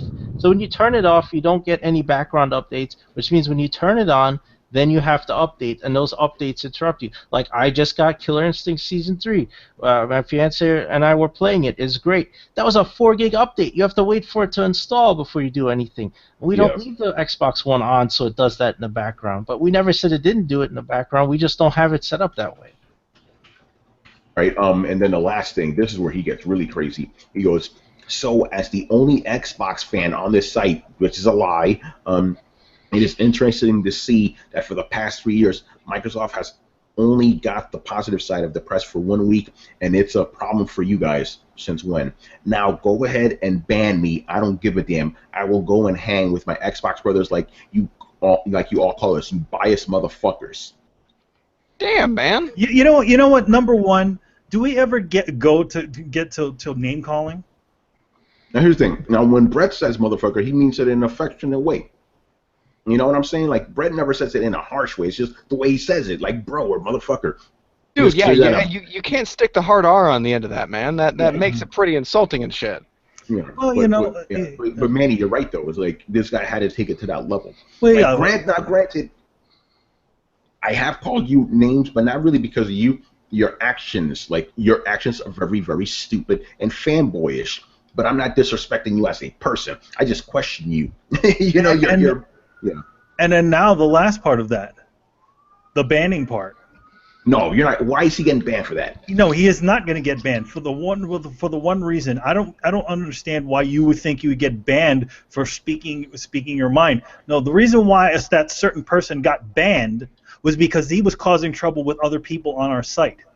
Here's the thing with Damien, right? All this shit he spit out, it was all directed directly at us. He didn't do this to any other fan. You're leaving them out of it, so that's cool. Direct that at us. We're the ones you should direct that exactly. shit to. You know, listen, I'm gonna say right now, the reason because he thinks we banned Other Zinc because he was an Xbox fan. No, it's because he was a fucking asshole and he interrupted everything. You know, so we booted his ass and everybody was happy. You know, the thing is number one, you know, he was being unreasonable to people within the thing. In other words, hijacking everything and essentially just destroying everything. Calling people names, saying people, no, that's not the way you do things. The way you do things is you have a conversation just like with everybody else, and that's, you know, you don't start going to name calling and all that other BS. That's abusive. Yeah, but but the thing is, you're showing how sad you are, really. You know, like you're getting this upset because we don't prefer your favorite console. This is where things have gone to now, and it's kind of pathetic, bro. Go ahead, Brett. Can I just say this is why Gamergate is a thing, and this is why everybody is pointing fingers on the fucking internet, and the new fucking Steve Rogers. Like, you say spoilers, you say Hail Hydra in one fucking page, and suddenly the creator starts getting death threats. I just wanted to point out that this kind of ridiculousness lives outside of and independent of racism, classism, misogyny, any of that kind of shit. Like, it is a purely independent ball of crazy that floats around all by itself, and it has nothing to do with all of this shit that it's ascribed to in the big media and what everybody wants to point out in this giant fucking McCarthyist witch hunt. It's just passion's gone out of control and people caring too much and not knowing how to express themselves in a reasonable and adult manner that doesn't resort to fucking name slinging or mudslinging and name calling. And Damon, I will say this: like, you may think I'm a pretentious asshole, and you may think that I talk down to people and whatever. Your concerns could be validated. It's kind of a how you see it thing. I've had people tell me that they appreciate my candor in my workplace. I've had people tell me they don't appreciate it. And honestly, that's up to you. But the thing that I will say is this: right, wrong, or indifferent, I've never resorted to attacking you personally. I've never resorted to name calling, and I've never resorted to the lame, underhanded tactics that you seem to be both accusing us of and practicing yourself. So I'm just going to go ahead and leave you with that note to think on. Yeah, thank you for that. Right, but Damien, just to show that we don't have anything against you, we're going to answer your questions now. All right. Basically, you know, a little bit jumbled here. Basically, he's asking what makes Uncharted a better series than Tomb Raider. And I'm guessing he's talking about Uncharted and modern Tomb Raider. You know. So what do you guys think? Like, what aspects of it do you think put it over the top? The fact that Uncharted influenced modern Tomb Raider, The fact that you wouldn't have a Tomb Raider reboot in the style and the characters the way they are without Uncharted in the first place. Tomb Raider was there was nothing attaching people to Lara Croft. Lara Croft in the original series of Tomb Raiders was basically a rich person who was very bored and went on adventures, right? Mhm. There's nothing attaching to the character. She wasn't funny. She wasn't witty. She said things, but I don't know. It's not much that made you care about her character. Then when Naughty Dog introduced Nathan Drake and everything, and he's cracking jokes and he's in dire peril every time he goes out on these things, and he goes out on them because he's not wealthy. He's actually broke in most of these stories, right? And he goes out on treasure hunts. Why? Because he needs money. Right? These are all relatable things. These are things we enjoy, and then things you can put yourself in his character. Like, wow, okay, I relate to that guy, right? And then the storytelling and everything changed the way other things are done. So Tomb Raider took that influence and ran with it. They made Lara Croft a vulnerable character. She's more likable. Archaeology is an adventure now. It's not just about money, you know. So those are the things that they took and made their storytelling better and made Tomb Raider actually an excellent game. Right? I'm not saying it's a bad game, but the influence and all those storytelling elements they used, they learned from Uncharted.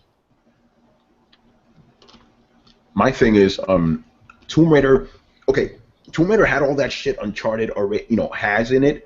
Particularly when they revised the series in the not the midnight, the mid 2000s, right? Tomb Raider Legend had a lot. Actually, it's kind of funny. They had a Himalaya level, which is very similar to Uncharted. But the thing is, Uncharted did all that shit Tomb Raider did, but better, refined, And then I mentioned this a couple weeks ago. I don't remember where it was, where I said, hey, I like Uncharted more because it's funnier than Tomb Raider. Tomb Raider is kind of like the Batman versus Superman of, when it comes to those Avenger games. Obviously better than that piece of trash, But it's like Laura never cracks a joke. Everybody's super serious. And then Uncharted, it's like things are like, there's peril and stuff, but there's always jokes and stuff. So I enjoy that aspect too. It's just more enjoyable and fun to play. As far as gameplay goes, I actually think Tomb Raider is stronger in that regard. I think it has better gun mechanics. I think it has better platforming. I think it has better puzzles too. But Uncharted, I still enjoy it more because I like the characters and the stories more. But Tomb Raider is definitely a better game than Uncharted. I will agree with that. I will agree that the gunplay, especially the variety of weapons and the things Lara Croft can do, is definitely done better than Uncharted, right? Yeah. So and let's just be honest, Tomb Raider's been around for so long, they're going to have that aspect more fleshed out. They're going to do it better than Uncharted. They've been around for like, what, 20 years now? They've been around for 20 years, but it's not the same team making these games. No, well, it's still Crystal Dynamics. Oh, no, Eidos. They don't do that anymore. It's not the same. It's not the same. In other words, it may be a couple of the same guys, but it's not the guy who created Tomb Raider. No, you're right. But the thing is, the newest Tomb Raider games are iterations of the past ones. They're taking what they've already learned. So in that respect, it's still a more refined gameplay experience. But I still enjoy Uncharted more. And that's not to say anything bad about Tomb Raider. I bought the new Tomb Raider, on PS3, on PS4. I bought it on Xbox, and I'm going to buy it again on PS4. I love that shit. Hell, I even have it on PC. I love fucking Tomb Raider. To be honest, that Tomb Raider is the first Tomb Raider that I've actually willingly played all the way through. Yeah, because you never really cared before. I didn't like the Tomb Raider games. It just was like, these are kind of, it's cool and all, but it's like, I didn't like them. So, the new one I enjoyed. Yeah, you really liked it, exactly. It seemed like something. It seemed like something I wanted to play, as opposed to the original one. Like I played through the original, and I was just like, all right, I'm done. Damn it! I'm looking at the comments here, right? I'm like, oh wow, this guy's writing some really good stuff, and I see who it is. It's fucking Brett. Brett, get in here, man. Just say this for the people now. He's like, yeah, I'm agreeing with this dude. I'm like, Brett Murdoch. God damn it. Sorry about that. I was just saying, like, I guess I'll answer this in the context of the question. Where did it go? Okay, I don't think that Uncharted is better in all of those categories. I think I prefer Uncharted's graphics because I think Naughty Dog plays with light really well. I've noticed in playing Uncharted 3 especially, because I haven't gotten to 4. I'm just going to be answering my questions from how far into the series I am. they do a really good job of going into darkness and then back out into light, and going into interiors and having it be dark with it gets dark and then you turn around. There's streams of sunlight cutting through abandoned buildings or through the trees, and you cut into a cave that's all underlit with blue and things like that. So I think they masterfully craft mood using light, and I think that is actually more important than a highly detailed resolution or graphic or asset or whatever you want to say. So I prefer the way that they cast a scene using light, and I think that's something Naughty Dog is very, very good at. I think I think Tomb Raider is actually better in almost all gameplay mechanics. It's a platformer, which Uncharted isn't really, and it has better shooting mechanics. I think Uncharted is a very narrative-driven game, and I think that causes some weaknesses that I will get to in the next question. But I think where the game really shines through is the personalities of the character. And as I was saying in chat, I think Uncharted really captures that avant-garde spirit, that kind of irreverence that really made me love the Indiana Jones movies. The fact that they knew what they were doing was ridiculous, and they had this sense of humor in the face of danger. There was a great moment in Uncharted 3 yesterday when I was playing, when Nathan and Sully were doing something, and Nathan refers to something as like he's a clever old one, referring to, I want to say, Nathan Drake or one of the guys, or it says clever old one, and Sully's like, yeah, and he's like, oh, I was referring to this other guy, and Sully's like, oh, and Nathan's like, that's okay, you're clever too, and Sully's like, and old. And it was just this kind of like great lighthearted moment in the middle of just despair and tragedy kind of raining down around them, and that really crystallizes a certain, and I hate this word, but juxtaposition between dire and lighthearted that makes for a compelling story in my mind. And I think that especially since this reboot of Tomb Raider, it has indeed become, to borrow what somebody said in chat, revenge porn. It's very much set in the idea of victimization, and that's its avenue that it takes towards being gritty. And while I agree that it does make it gritty, I think you're making a political statement on the environment here today. And I feel like Uncharted is a well-rounded story that stands up on its own merits, even out of context of the time and place that it was made. So that is the reason that I prefer Uncharted. But that being said, I still think Tomb Raider is kind of a high watermark of what a platformer should be. And it while it has the same feeling and it follows a lot of the same themes, they're two very different games, because Uncharted, in my opinion, is the high watermark of what a cinematic experience is, and I think Uncharted or Tomb Raider is the high watermark of what a platformer is. Yeah, I agree with that. Definitely, Tomb Raider feels a lot more gamey than Uncharted does. Yeah, definitely, it's more satisfying in that regard.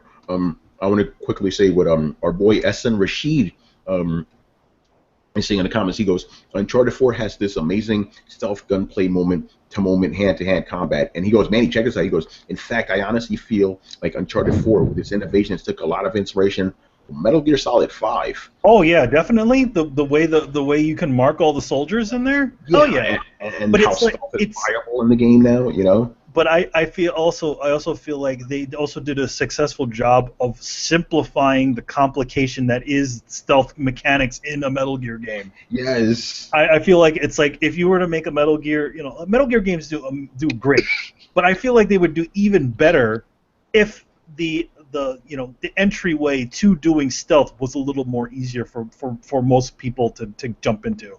Yeah. It's interesting. All right. So let's get to another one of these questions here.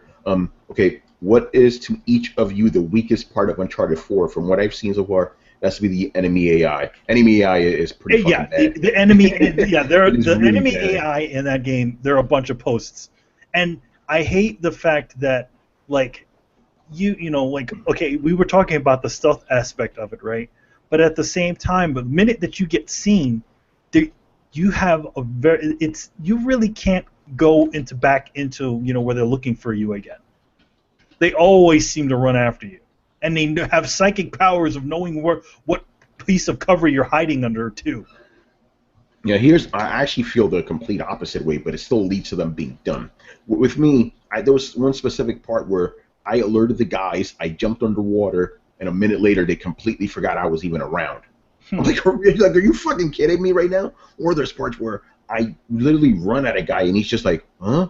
What's going on? Like, he doesn't get immediately alerted until I kill him. The AI has been pretty bad.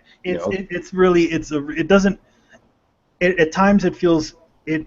Obviously it's better than a lot of the older Uncharted games because when they used to just run at you, but it still needs a lot of work.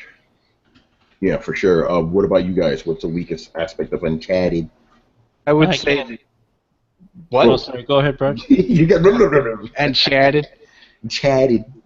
And this is just curtailing off my other answer. Like, I do have to say that being a cinematic experience, it is kind of frustrating and constraining because when you're playing Uncharted, you'll be like running from a boulder and you don't take the exact path that the developers had planned on, and it ends up kind of not being good enough, and so that you end up kind of getting caught in this golf-esque cycle of a rage loop where you're like, how the fuck do you want me to do? I'll just run wherever you want me to run. I'll run to the left. I'll run to the right. I'll run over that rock. I don't fucking care. Just how the fuck do I get away from the goddamn boulder? And I feel like it pulls you out of an immersive cinematic experience. And then you finally get to the next cutscene, you're like, fucking finally, all right. And then they crack a joke, and you're like, all right, okay, I guess I'm on board again. But goddamn, that was frustrating. And I feel like when a game is that cinematic, it kind of shoehorns you into doing things that you as a player don't naturally do, and it's only the best developers can really accommodate for multiple ways out of the same situation. So I definitely agree with that. Yeah, for sure. All right, Brett, forgive me for answering a question that was directed at you in the comments because I already knew the answer. You were so into what you were saying. Okay, so let's move on here. Next question.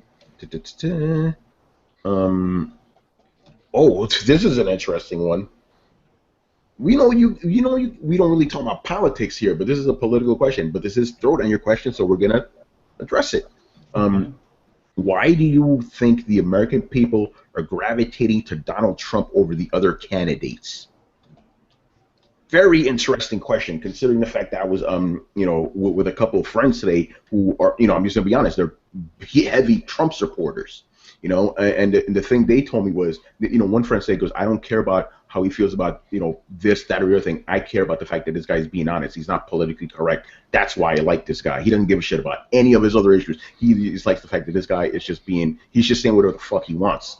So I think a lot of people may be gravitating to that. It's like, even if you don't agree with what he's saying, you have to admit that this guy is pretty ballsy, but he just say this kind of outlandish shit, So I think that's probably one of the main reasons people are gravitating is that he's not like a typical political person where everything is so like directed and scripted and stuff. He just says shit off the cuff. Well, I think in general, people are tired of politicians. People are tired of polished and establishment talking points and all of that other shit. And that's what attracts people to him, is that he's a showman. He's also very populist. He says whatever he's thinking, and people enjoy that. So he appears like an outsider to politics and everything. So that's why people embrace him, right? Yeah. Mm-hmm. There was 17 candidates running on the Republican side when the primary started. Yeah. And he steamrolled over all of them, even though each of them came at him in different ways. Rand Paul's more libertarian, Ted Cruz is an asshole. Jeb Bush has an established name. Like, they all came from different, and he steamrolled over all of them. They even had a woman candidate on there. People are just tired of politics as usual. So that's why he appears so endearing to them. I also have another theory too. Yeah. I think I don't think that people are looking at Trump, in a vacuum and being like, this guy knows what the fuck is up. I mean, some people are, but I think a lot of people are especially comparing him to Hillary Clinton, And one thing that I've heard time and time again, and I kind of honestly feel this way myself between Hillary Clinton and Trump, like, Hillary Clinton is evil. Like, Hillary Clinton is almost 180 degrees diametrically opposed to just about everything I believe in. And not because I'm some, like, right-wing conservative, because I'm more of a classic libertarian. And not only do I find her to be an insufferable liar, but I find her to, you know, she's financed by Wall Street. She's financed by the industrial prison complex. She's financed by big banks. She's basically got money in her pocket from everybody that the American people hate. And so you come to a certain point where it's the evil you know versus the evil you don't. Like, Trump is worried about his legacy. He's worried about how people view him to a certain extent. Not like what he says, but the things that he does. He's worried about his name brand. So I know a lot of people kind of feel like, well, I mean, he's an asshole, but he's an asshole that might accidentally agree with one or two of my policies. He's an asshole that might accidentally align with some of the things that I view, as opposed to this person who's 100% against them. So it's, yeah, I guess, you know, I guess we'll let the coyote loose in the hen house, because it's not, at least not a giant rabid wolf, which is our other fucking option. Yeah, I'm glad you said that, because I think that's, you know, really at the crux of it.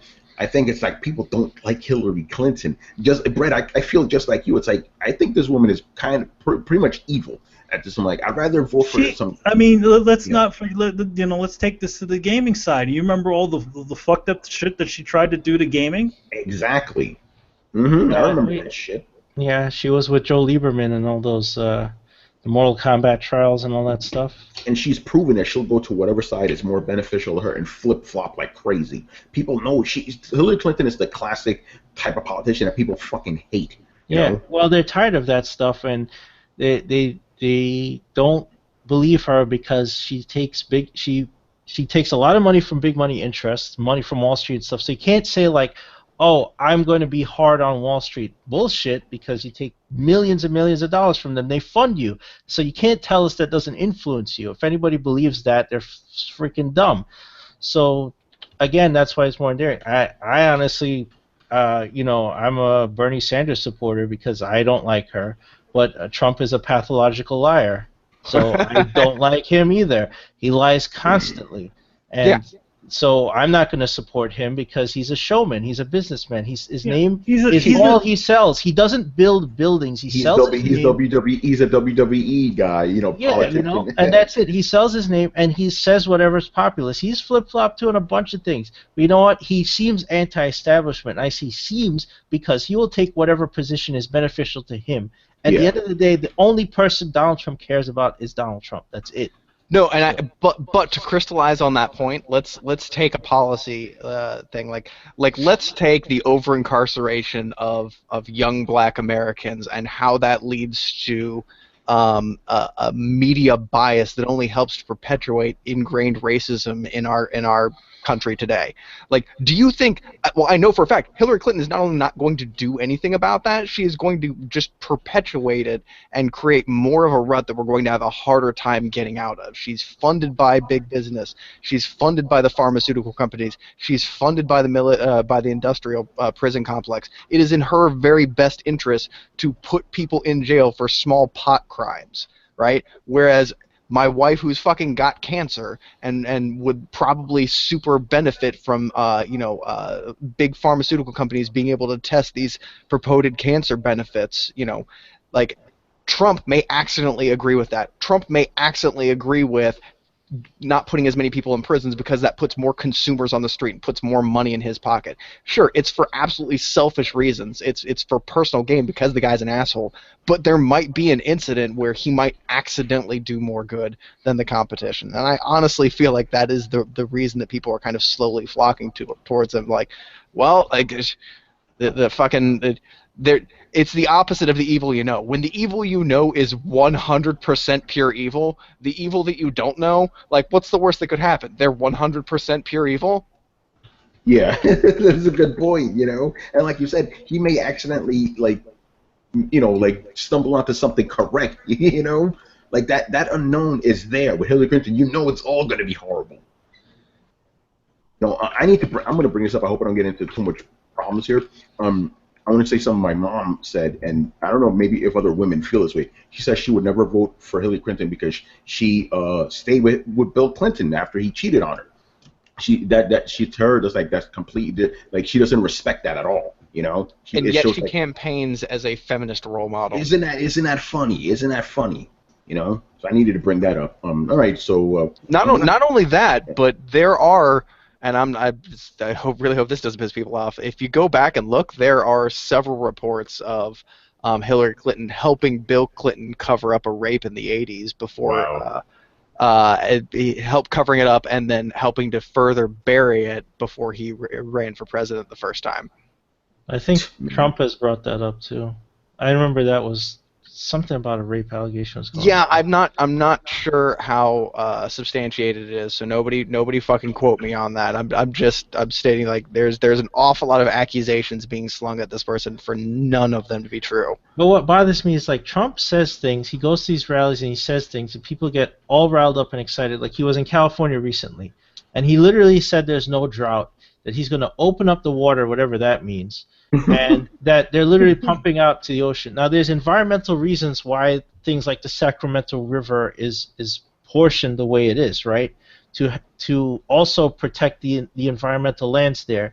So the way he's talking is like when he becomes president and he has no ability to do this, he's going to redirect the Sacramento River so that more water goes to the farmers, right? And of course they love that idea, but that's a terrible idea. He doesn't have the ability to do that because that's a state decision, and the president can't just go into California and say move this river so that more farmers have water. That's not how that shit works. He doesn't know how anything works.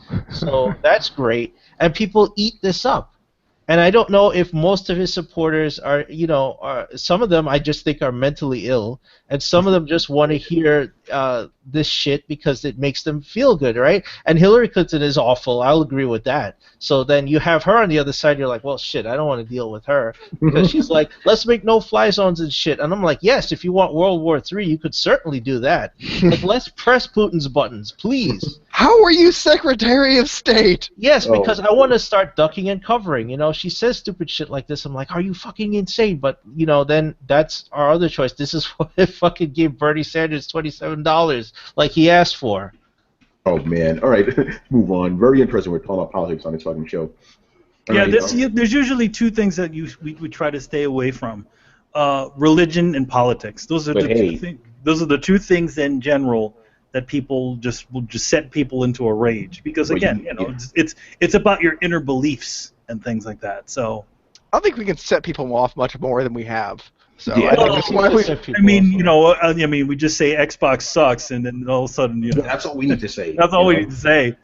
Oh no, actually no, that's all people will hear now. You know what it'll be what we really need to say is we actually don't need to say Xbox sucks. We actually have to say a lot of really good things about Xbox, and they'll immediately hear that we're bashing Xbox. No. I know how to do this perfectly. Watch, this will be the only thing anybody remembers about the show. I bet you Donald Trump plays Xbox. Oh shit! You know what? He hasn't said anything about locking games up like they were alcohol, and they should be partitioned behind the iron gates or whatever she said in the early 2000s. Which I was like, "Fuck you." Yeah, fuck Hillary Clinton, man. All right, let's move on. Ronan. He goes, I just finished the podcast this morning. I'd say even though he covers a lot of genres, Dan Bull is an amazing artist with some incredible game-related raps. Okay. Oh yeah, he's the question that we got about like your favorite hip-hop inspired gaming artist or whatever. Okay, so his first question, do you guys remember the days before Toonami when you had to go to a video store to rent some new anime? And for those who didn't grow up in a city, or you had to wait a week or two to watch movies like Green Legend Ron or Record of Lodoss War on Sci-Fi, you soaked up whatever anime you just so happened to come across because you didn't have options. The question is, does anyone feel like with streaming services and 24-hour access, the mystique of watching new anime is gone? Yes, we've talked about this. Hell yeah, anime. Yeah, we've talked about that feeling you get when you discover anime that no one knows about. All that's gone because it's just all there all the time.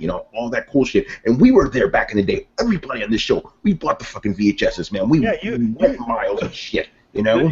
I used to go to I used to go to this place there's two places I used to get for anime that was already in Japan, right? There was a place on Times Square they used to go to, and they literally would just wait for these Japanese things to come out on tape, and then you just copy them, and you get these shitty like subbed versions of like Dragon Ball Z movies and all kinds of other things.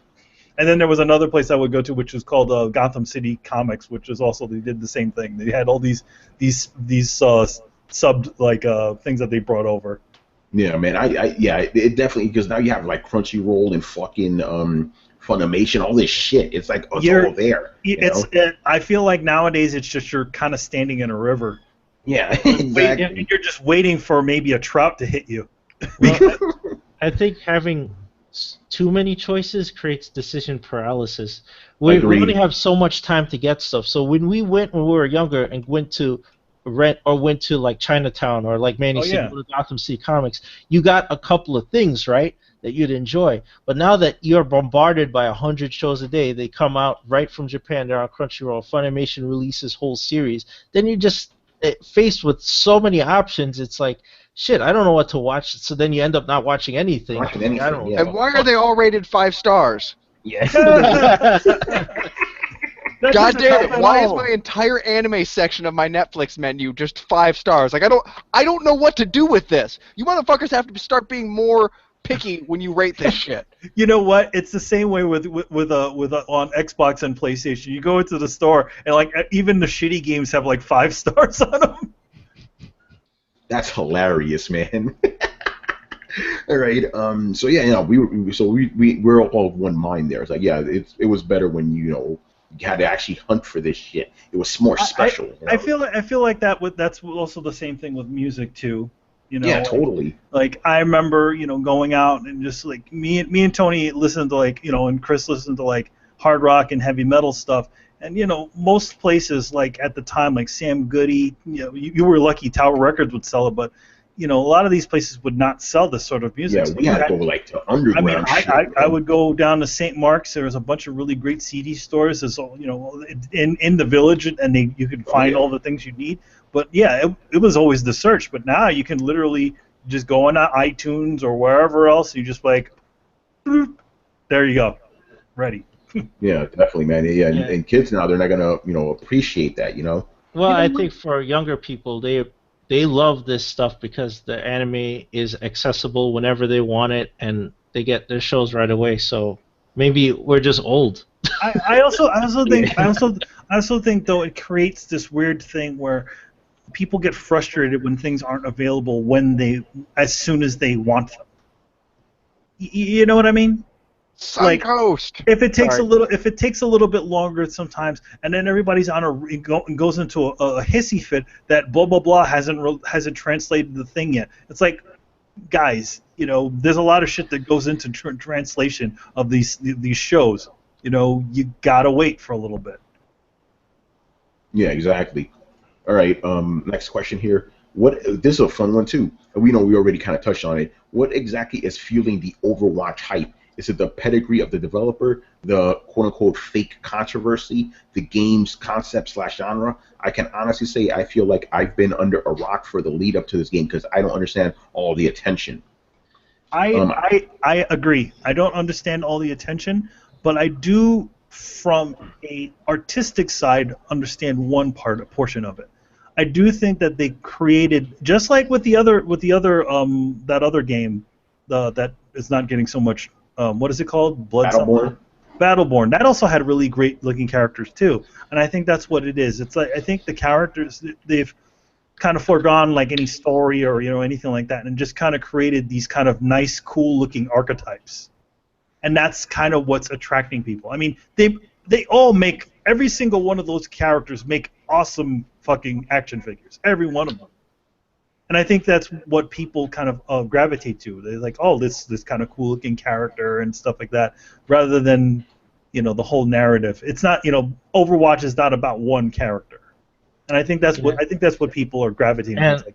I can't commentate on the gameplay or anything because I haven't played Overwatch, but Blizzard strategically positioned this game because they want this to blow up on esports. This was done very intentionally, everything they did, like Manny mentioned, the art style, everything was made to make this game attractive, like the best mobile light that could ever be made, so that they could get in the esports circuit. They knew exactly what they were doing, and yeah, it has a lot to do with, yes, the pedigree of the developer. It's a Blizzard game. Blizzard doesn't release games very often, right? So people look forward to what they release, and they're usually, quality games, right? I think pretty much that is their pedigree. They will cancel titles they don't think live up to their pedigree. So if Overwatch is happening, it's probably good, and a lot of people get into it. I feel bad for Battleborn that it got like steamrolled by this game, but Overwatch has got to have something besides the Blizzard name to make that overpowered. And I haven't played it, so I don't know what that is. Yeah, I can't say. I'm of the same mind. I don't understand what the hype is for this game. I don't fucking see it. It's like it has. And here's I'm going to talk about the character designs, because people go, "Oh my god, the character designs are great." Really? They don't look any special to me. They're literally archetypes of all kinds of, like, you can literally, if you just look through every single one of these characters, they're archetypes. It's almost like archetypes from other video games. Yeah, like they have a cyborg ninja. They have a friggin' samurai. They have a friggin' like parkour characters, like angels. All kinds, like, all these characters don't make any sense against each other. Like there's no general connection between any of them. They're just kind of these cool looking archetypes. That's about it. Yeah, I don't get it. I mean, so to be honest, I'd want to pick up one of the one of the toys, but then the only problem is I have an issue with the company that Blizzard uses to create their toys.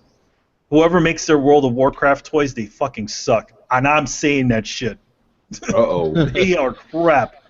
Like, yo, man, he suck. They also make those crappy Game of Thrones figures too. Those pieces of shit too. Oh. Yo, man, this is the paint. It's paint, man. They just like flat paint these characters, and they just look horrible. Yeah. Manny is a big stickler when it comes to paint on figures, man. Listen, you can have a really great looking sculpt on a character, and then somebody just slaps some shit ass paint on there, and it'll be horrible. Like there's like the company Nika, for the most part, they make pretty decent pretty decent figures, but don't ever buy a Nika figure late in the run. Always try to pick up a Nika figure earlier on when it first comes out, because you have a better chance of finding nicer paint jobs. Because later on you'll find like people's eyes are all cockeyed, flipped all over the place. Somebody's skin is all the wrong color. 8. Hey man, it's you gotta have a good paint job on those things.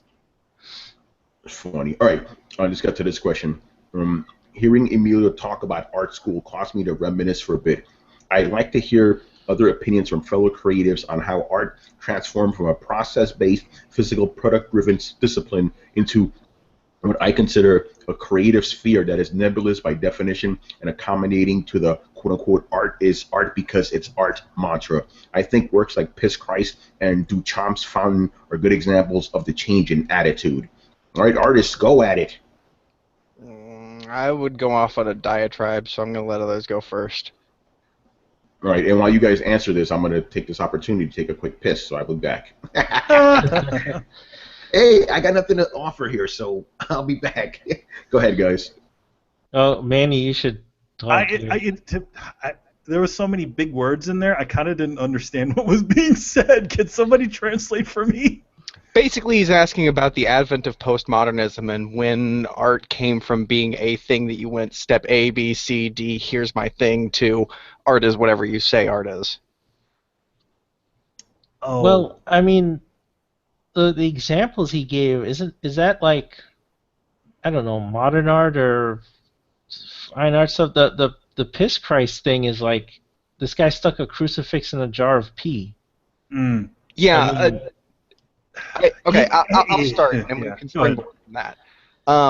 you're referring to postmodernism, or the idea that art is what I say that it is, or this is art because I say that it is. And to understand postmodernism, you have to understand the kind of the modernism that came before postmodernism, and that's why it's called postmodernism.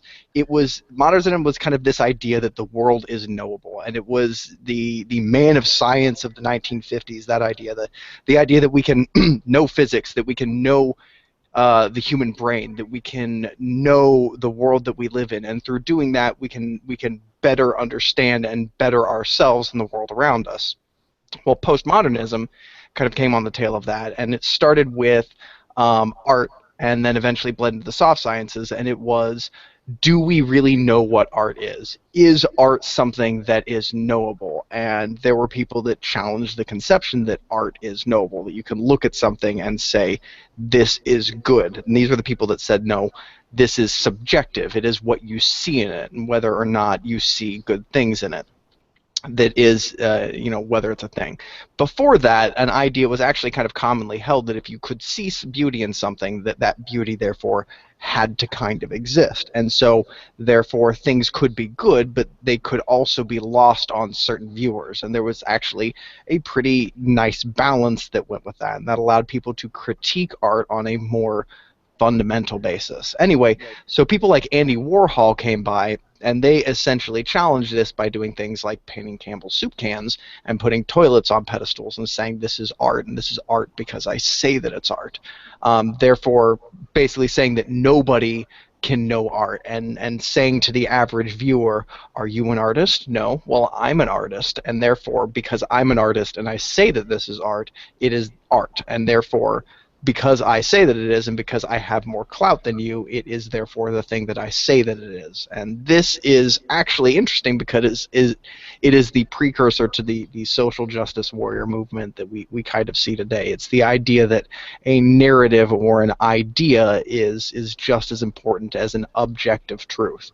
And you actually get by inches and degrees to a lot of the social justice movement then, because, like, say, me and Chris, for instance, both see a movie, and I like it, and Chris doesn't. Well, by, the philosophical ideas a lot of the people go through, so we're both seeing it from an even playing field, and I say that it's good, and Chris says that it's bad. Well, then you have to take into account all of the things that Chris has had to overcome.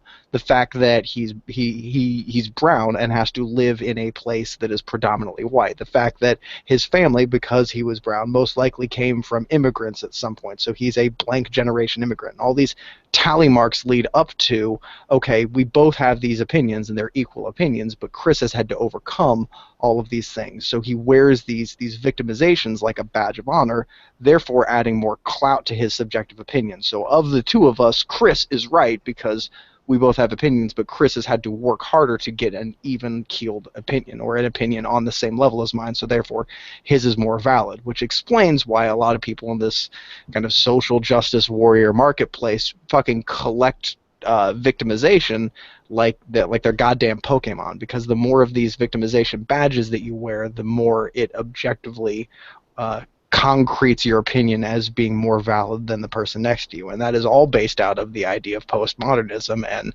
the world is what I say that it is, which is just kind of a bleed through that came from the very art that you're pointing out now. I couldn't have said it better myself. Yeah, that was a pretty heavy one. Yo, man, you slapped me in the face. Okay. Yeah, look at that. There you go. I have no idea what's going on, but I'm glad you guys, got a good thing going in there. Well, no, we just deferred to Brett. All right. Yeah, Brett took the reins. Yeah, Brett is used to art, so yeah. It's interesting because the way the postmodernism sort of stuff kind of evolved from a simplification of a form. Like modern art, you think of Picasso and a lot of those guys who just kind of, what they've done is they've just simplified artwork to its simplest form, and even the postmodernism to an extent is a simplification of that. It's not a forest, it's not a painting, it's a thing, that we've placed here. In my opinion, it's lazy. They took Impressionism and go, But do you really have to leave an impression? Do you Yeah, really need you to have make to people leave an feel impression. anything? Can't I just give you a different impression? Can't I just say blue's an impression? Yes. And because I'm an artist, that'll fly.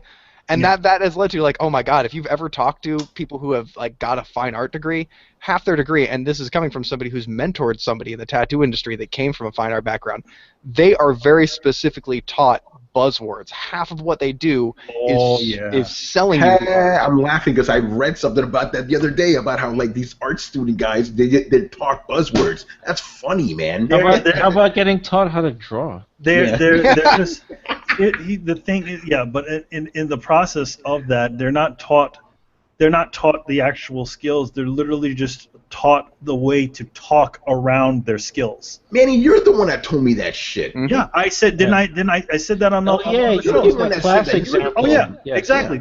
That's exactly what our figure drawing teacher was not teaching the actual ability to actually portray a form on a piece of paper.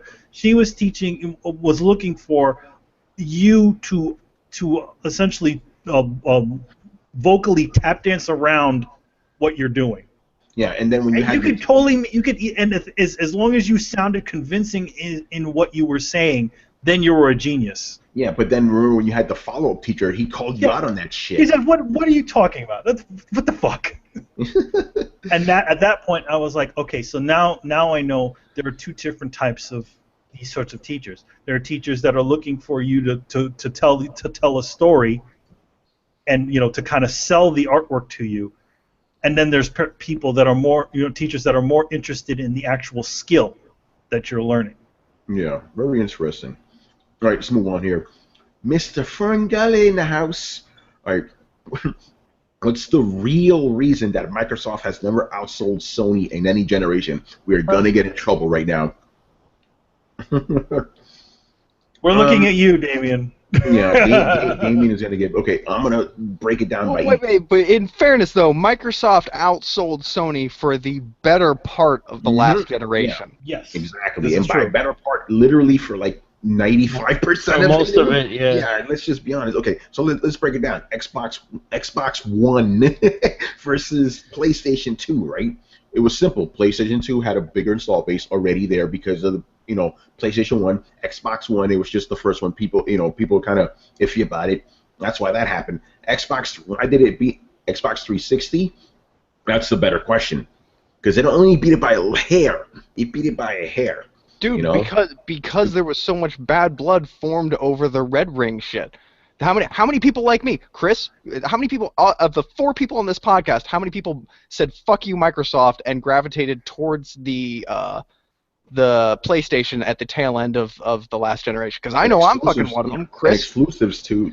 Chris too. I didn't. Actually, no, you didn't. You gravitate. stayed. I Yeah, had PS3. Yeah, my first PS3 was the original PS3, my PS3 Fat, which also yellow lighted. Damien, thank you very much. But you realize I would have had 4 Xboxes right now, but I reflowed my original Xbox trying to salvage it, and I tried it twice, and the third time the guy wouldn't take it. So yeah, I would literally have 4 consoles, but I actually resurrected my Xbox from death, and then it died again, and did it again, and it died again, and then I couldn't do anything with it. Well, So, the last one was the reflow worked on the last thing. The only thing that went bad was the CD drive. And the drive went bad. Yeah, that's the one you have. That's my Halo 3 Xbox, Yeah. and then now I'm on the one that's before the last revision. I have that, and then I got Kristen the last one that looks kind of like an Xbox One, just shrunk down. Yeah. And then obviously for this current generation, we've talked about it many times why PlayStation has outsold Xbox. The launch of the Xbox One itself was all muddled. It was like TV and sports and maybe games, and then the whole DRM nonsense, $500 price, all that shit's still tainting the Xbox brand. They just brewed bad blood. It's as simple as that. Exactly. I think we answered that pretty succinctly, actually. Go ahead, man. Oh, yeah. No, go ahead. You're good. All right, moving on. Okay, the 360 was more powerful than the PS3. However, its being released first gave it the upper hand. Will this be the case with the Neo and the Scorpio? We're getting into this shit now. Did you say PS3? Yes. Okay. Basically, the question was the Xbox 360 was not as powerful Yeah. That's the PS3, but it's still It been had better a year than it. advance It on had a it. year, yeah. So do we think this is going to repeat itself with the PS4 Neo and the Xbox One Scorpio? Let's break this down from the specs. Again, it's all specs right now. The Scorpio has more teraflops, has more power than the PS4 Neo, but the PS4 Neo is coming out a year beforehand. So Yeah, will that give it an edge? But because you're not cornering the console, because the games that they'll be releasing are the same games that they're already releasing for the Xbox One. So it's not like you have to adopt or you're going to just miss out on next gen games. And that was the case with the 360. It was you can play a PlayStation 2 or you can play current gen games for a year. And that was one of the reasons that I was I was definitely an Xbox person. I don't know if I've said this before. I'm pretty sure I have. I was Xbox 360. I was Xbox guy from the time of the original Xbox versus the PS2. I was working at a gaming store and I knew how superior the original Xbox was. And I tried to sell that thing up, down, left, and sideways, and I still stand by it being a superior console in almost every way. Oh yeah, the original Xbox needed a chance because it had so many things going for it. Let's be honest about that first Xbox. The only way you could say that it was a lesser machine than the PlayStation is if you're a crazy Xbox fanboy. It was obvious if you put an Xbox game versus a PS2 game. It was obvious this one was way better. Remember fucking Doom? Doom 3 on Xbox was the craziest looking game. Doom 3 with that. Doom 3 looked amazing on it. Fucking Max Payne actually could work really good on there. Like you had to have those incredibly long loading times on the PlayStation 2 version. Oh, dude, the discrepancy was so much that actual console exclusives mattered. When you heard wait a minute, Microsoft is coming out with a first party console game, this game is going to look amazing. This game is going to look twice as good as any multi-plat game that they could possibly put out. It was like skipping forward half a generation every time they put out a console exclusive. It was great. Yeah, and by the way, this dude called Adam Servo goes, Game Boy superior because it was portable before iOS. That's a good point. Oh, he also points out that the Wii crushed both the PlayStation and Xbox. It's true, but we're comparing those two consoles specifically. But it is true. Even though it wasn't really a game console, but whatever. Actually, it was. I'm fucking around. All right. Next question here. In episode 85 of Throwdown, you guys said that the BGST fanboys are real and not influenced by money. Crack Gamer's revenue from his hits per episode are posted, and it shows what he makes. I must say, if I made that much money to be stupid and radical, it would be a hefty temptation. But he goes, but I'm true to myself and honest, so I won't do it. Consequently, if it is fake, do you think the Xbox will show integrity and stop following a lie? Okay, so he's basically asking, well, the people who follow these shows, if they know that all these guys are just spewing a bunch of lies, which I don't believe that. I think what they're saying, they believe it in their hearts and their souls. But if they find out that these guys are fake, would they stop following them? Kind of like with hip-hop. Remember back in the day, if you were not faking being we talked about this, if you were like Onyx, you guys remember Onyx? People stopped listening to those guys when they found out that they weren't raising the hood and didn't kill 50 million people, if you find out that these Xbox, podcast dudes are fake, will their followers stop following them? Or will they just not care? They just want to hear the words. Can't it be in the middle, though? Can't they just be an amplified version of their own beliefs when they're on camera? Well, can't they just be, bringing it up because they really need to bring the show? I don't honestly believe that Hip Hop Gamer runs around cranked up to fucking 11 all day long. I'm pretty sure he wakes up at a 3, settles in around 4, cranks it up when he gets on video or when he's going to be behind something. I'm not gonna try to take away this guy's disguise as it isn't. That is the real hip hop gamer, but it's him turned up to 11. That's what I'm saying. It's what I call it. It's the professional wrestler version of hip hop gamer. But the thing is, I do want to point out everything he says. He believes everything he says. Yes. But he amps it up when he's. You put that cat. Manny and I have seen this shit. We've seen the transformation in front of our eyes. We were hanging out with this dude. We're telling you guys a story right now, right? So me, hip hop, Manny and Torrance, right? We're hanging out in New York. We went to fucking Best Buy, right? Yeah. And we're looking at the televisions, right? The hip hop gamer was cool. He was a little over the top as usual, but whatever, right? As soon as Manny says, I don't think this motion flow looks good on this television. Hip hop just went like that. Torrance pulled out that camera, and it was over. His personality friggin' took up the whole goddamn Best Buy. That's Dude. how big it grew. You know? This dude was Adam. He turned into fucking He-Man. He took that shit up. So I That's think what I'm saying. You can believe something, yeah, and then like boom, like blow it up. yeah. I think you're right about that. It's probably what these dudes believe. Like dudes like Crap Gamer or Zaire or whatever. They probably believe it, but if you get them in a normal conversation, they're probably not that fucking crazy, you know. But who knows? Maybe they are. But you know, they believe it. But I think you're right. Their followers will keep on following them no matter what. They don't care. You know, it's partly shtick and partly reality. In the end, for a lot of those guys, you have to still put on a show. Yeah. You know. Well, especially if it's making them money. Exactly. Yeah, for shit. Yeah, apparently these guys are making bank. Damn. Insanity. All right. Moving on. He actually asked us a side question, but we ain't got that kind of time right now. And then DS Train 21. He asked us a bunch of questions, but it's like, dude, only 3, man. We ain't got that kind of time. But maybe we'll come back to these some other time. But right now, I want to focus on the main ones. First one. If Sega was in a console war, if Sega was still around today, what would Sega fanboys be called? you know how we have Xbox and ponies. Like, what would you call the Sega fanboys? Was there a name for them? Yeah, was there a name for them? Yeah, I don't remember. Like, would you call them like Sonic fags or something? Like, what would you call these guys now? You know, because you know how they have X fags now. So, I don't know. That's a good question. I don't know. What do we call Nintendo fanboys? No, we just call them Nintendo fanboys. We don't actually have a specific. Oh, trick question. It was faggot. Oh shit! I'm kidding. That's a forum joke. Everybody, calm down. No man, I'm not saying shit. I don't. That's a good question. I have no idea. We didn't have a name for them back in the day, or people didn't have a name for me. But I was a vowed fanboy. Yeah. I was like, fuck Sony, kiss my ass, man. That they made Walkmans. Sony Gay Station. Yeah, the Sony Gay Station. That's what I called it. Fuck PlayStation back in the day, man. I was like, what? Sony, man, they make Walkmans. They're not a real gaming, manufacturer. Fuck those guys. That was a fanboy to the millionth degree.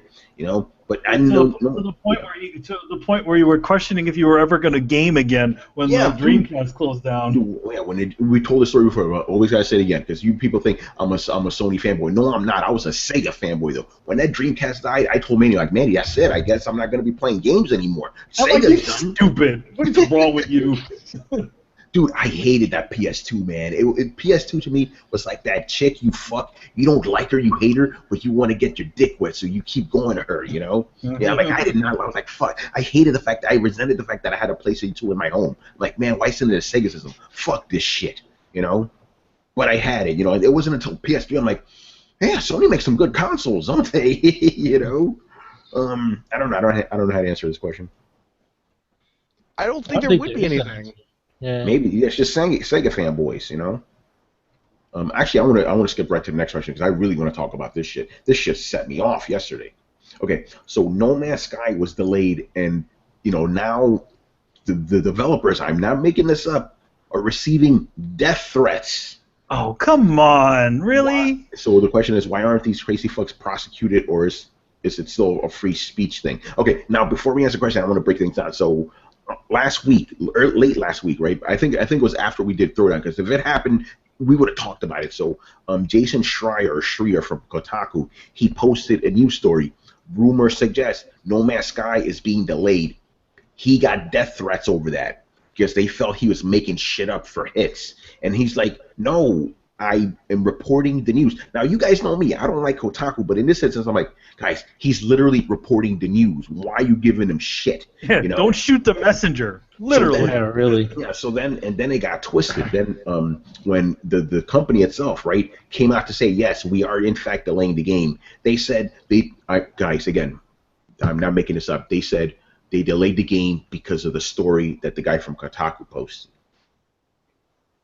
That was the reason? Yes, like he forced their hand. He forced them to delay the game, and it gets better. They said, I don't understand. Like, what did he write that they need to be developing the game more? Or? No, he wrote, "Hey, this game is getting delayed." That's what he wrote.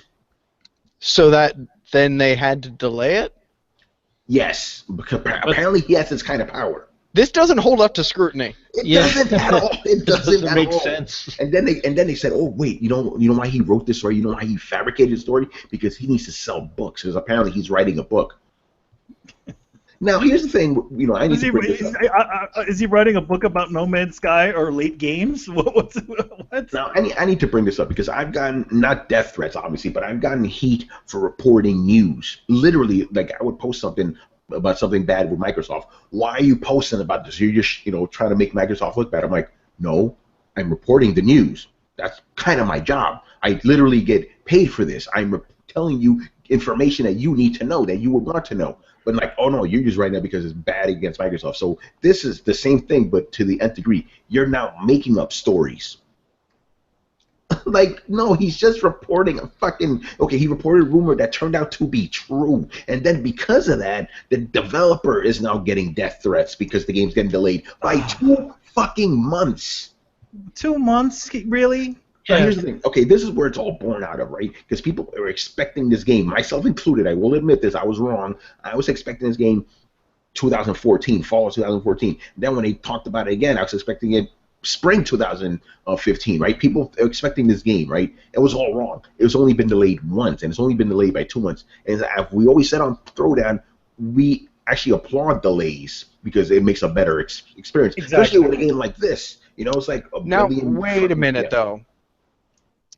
It was only officially delayed once because they didn't put a goddamn date on it for the first forever that they goddamn paraded it around. And I do have to say, from somebody who's played enough early access games from enough small developers, I can tell you that this whole thing fucking reeks of a company that did not realize how big a job they had until they got into the weeds. I've seen this happen with Keen Software House and Space Engineers.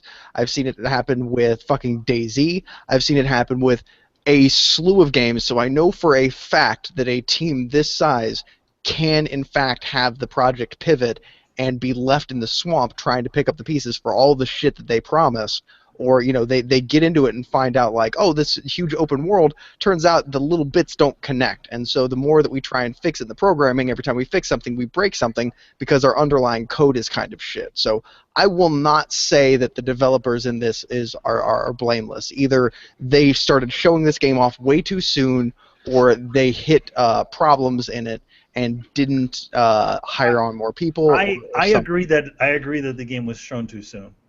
Yeah, I totally agree with that. I think at the same time it was also a ploy to continue to get people interested and get maybe a little bit more funding. Because remember, their studio friggin' was destroyed. But it's like, okay, everything Brett said I completely agree with, but at the same time, and we could all agree on this, you don't issue death threats for any fucking reason. No, that's unacceptable. That is unacceptable. A death threat. The only time I could think issuing a death threat would be fine is if someone literally killed someone you love. It's like, I'm going to kill you. But even then, it's like, let justice handle it. The only kind of threats are the closest thing to a threat that is allowed online, and I actually actively encourage this kind of behavior, is go ahead and wish somebody a small and innocuous inconvenience. Like, I hope your car hiccups and you think that you ran out of gas and freak out for a second, but look down to find out you still have a quarter of a tank, but it still fucks with the rest of your day. That kind of shit. Feel free to get oddly specific with it. Feel free to get oddly creative with it. Let your passions for writing shine. Like, I would love to see somebody inundated with 1,000,001 tiny things that people praying go wrong. Like, I hope you can't find your left shoe on your favorite pair of shoes and are forced to wear that pair of shoes that makes your toes look funny, and you're self-conscious about it all day. Like, that kind of funny threat. I like that. Yeah. Oh, by the way, quick shout out to Robzilla. He goes, they delayed No Man's Sky because they want to release it on the Ouya. Go ahead, Chris. Yeah, death threats aren't acceptable. I mean, you expect the game to be out. Look, no developer owes you a goddamn thing. And the sense of entitlement is ridiculous. Like, a game gets delayed. Plenty of games have gotten delayed. It's not... you can ask questions. You can question their response, like, oh, it's the reporter's fault that we're delaying the game. That, yes, you could question that. You could go, that doesn't make any sense. Can you give us an explanation that makes some logical sense? But death threats are ridiculous. And the fact that anyone's getting death threats about this, the guy from Kotaku especially, who's just reporting on this, the fact that you threatened him, it's like, what does that matter to you? Now you found out, and he was right. He was right. Yeah, and one guy was upset because it ruined the subreddit. It's like, what the fuck? Really? My subreddit was ruined by you. Wow. Wait, what? Wait, who said what? The developer said the subreddit was ruined by that? One of the fans said, by you posting this news about this delay, you have ruined the subreddit that was all amped up for this game to come out in 2 weeks. So fucking talk to the subreddit mods. Yeah, this is fucking. This whole thing is like, it keeps going on levels of stupid. You know, it's like I'm sorry your forum board got out of control. How about you fucking just curate that shit a little bit better? There's so many levels of stupidity here, dude. This ruined my subreddit. Again, though, I just want to point out. How about that? Fuck your subreddit, man. Hey, now I'm come still on. I'm still trying to understand what Reddit is. I don't even know what the fuck it means. It's really simple. For those of you that don't know, it is a forum messaging board in which a very simple upvote and downvote system is employed for both the post that you make and the comments in the post. So therefore, if you come in with a comment that's like, lol, fucking Xbox trolls, blah, blah, blah, blah, blah, just start shouting your ass, everybody in the forum can downvote that to the point where it gets hidden, and only the good comments get raised to the top, which is very useful for things like discussing scientific articles or things like that where you want to rate the trash down to the bottom. Unfortunately, it becomes a popularity contest when dealing with these kinds of circle-jerking echo chambers, and can lead to people just being convinced that their point of view is the only point of view. So subreddit is both a wonderful and an awful thing. So that may be why you constantly hear it in the same vein as 4chan. Like, beautiful things come out of subreddit, but awful things come out of subreddits too. Oh man! All right. And the last question here. Oh wait, no, I wanted to say something that'll probably make Damien happy. You guys could get Elite Dangerous on Xbox One. That's out. Yeah. If you want to enjoy an open space adventure with a big universe, Elite Dangerous is available. Yeah, man, I'm waiting for Star Citizen to be fully playable. Like, I cannot wait to have a ship that I can get out of and board other people's ships so that we all can get together as a Throwdown crew and reenact Firefly the TV series. Yes. Because that shit is happening. I don't care whether you consent to it or not. If we reenact Firefly the series, then we'll only be around for like maybe 6 episodes. Yes. Oh no. Oh, it hurts. Oh, Manny. Oh. By the way, this dude, Ruben Ninaz, he goes, maybe it was delayed for the PS Neo. All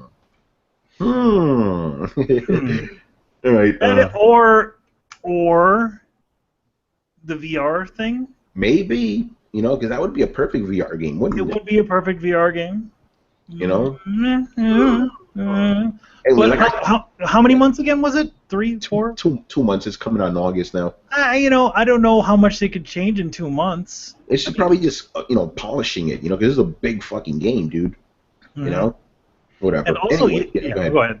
Okay, let's move on. This is for me and Chris. He goes, when the fuck are you going to play Killer Instinct, since a lot more new characters instead of that trash game Street Fighter, he goes, brother took that back 5 days later and got another game. Damn! So, Chris, when are we playing Killer Instinct, apparently? I've been playing Killer Instinct. Like, I've talked about it on multiple Throwdowns. I always promote the game. Especially when I got Street Fighter V and Tony and I couldn't play each other the first few days, I was saying that Killer Instinct was fucking working. I've been playing Killer... I mean, you must be a new listener, so you haven't heard the multiple times I've talked about Killer Instinct.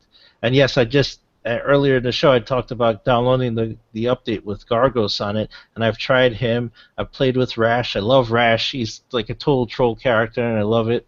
And I main Jago pretty much. I know Saberwolf, Jago. I'm learning Rash, and I tried out Gargos, but he's slow. I don't like slow characters. So yes, I am currently playing Killer Instinct. Jago! Yeah. All right, I want to throw in a quick question from the comments. Do you get? This is from Robzilla. Do you guys think Rockstar is going to announce Red Dead 2 at E3? We talked about this. I think they will, because if Rockstar is going to actually be at E3 this year, they rarely are. Officially, I would say hell has just frozen over. Yeah. Why that happening, by the way? Yeah. So them showing up at E3 is already like Well, because Rockstar, let's face it, Rockstar doesn't need E3. They So don't. them showing up, kind of, monumental. So what else could it be? Is that going to be another Grand Theft Auto? It has to be Red Dead Redemption. Oh God, I'm excited. Yeah, I know, man. Give me that shit right now. Uh, All right, let's move on here. Young Savage. Wait. Go ahead, man. Yeah. Because Brett got this in my mind. Take my love, take my land, take the stuff you never can. Okay. Yes. All right, move on here. Okay, Young Savage, another question we're grabbing from the comments. Do you guys think with all these new significantly upgraded consoles that games will be, this is a good question, that games will be held back to mirror the original PS4 and Xbox One? Remember what happened with Watch Dogs and PC. So he's basically saying, are games on the PS4 Neo and the Scorpio going to suffer, being held back by the current gen systems, yes, they've said as much. There you go. They said as much. Yeah, They said, Sony said that there will be no new gameplay mechanics or anything like that between the two systems. There will be no disparity except for a graphical upgrade. So all games will still be developed and pandered towards the lower end, but because they're on PC architecture, it'll be very easy to add a sliding graphics scaler, the same way PC does for different card setups. So it's just them programming for consoles the way that they've been programming for PCs for a long time. You're going to see the exact same game. Yep, basically. Couldn't have said it any better. I do wish there was a frame rate slider. Yeah, There might be a frame rate slider. I wish there was a frame, because BioShock Infinite had that. Yeah, for consoles, you could either have it run really crazy fast or pretty. Dude, Neo does that right now. The Neo demo does that shit too. You either prefer to have 1080p 30 frames or 60 frames 900p. So it's I think we're gonna see more of that for sure. And the last two questions by our boy SN Rashid. Thuwei is a Parrot, big insider dude. He's a big fan of Throwdown. Oh, nice. So his first question is, will you suddenly start buying games on Scorpio knowing that the PS4/PS4 Neo has the larger market share of most players and that your friends' trophies and digital purchases are on PS4? So I think the question is will you drop PS4 for the Scorpio? No. If I had disposable income. Yeah, but I will buy the Scorpio for sure. Especially, I'm actually writing something about this. People got heated at me about this. I'm proposing that the Scorpio is not the next Xbox One. It's actually the next Xbox, period. Especially given the time date and stuff. So yeah, I'll pick it up for sure. With the PS4 Neo, I'm still on the fence. Scorpio, I'll definitely buy. I don't know. I mean, just like with by the way, Damien is not going to hear that part. He's not going to hear that I said. I'm going to repeat it. I am not going to buy the PS4 Neo. I will buy the Xbox Scorpio. He's not going to hear that. Go ahead. I mean, for me, I don't know. I mean, it all really depends on if it offers the games that I really want to play. It's the same. It was the same with me on the Xbox 360 as well. Where it was just not enough reasons for me to go out and pick one up. But again, with Xbox One, there's if there is a bunch of games that I really want to play, then I'll definitely make the investment. Yeah. And that might be the Neo. I don't know. This dude Adam Servo goes, fuck Neo and Scorpio.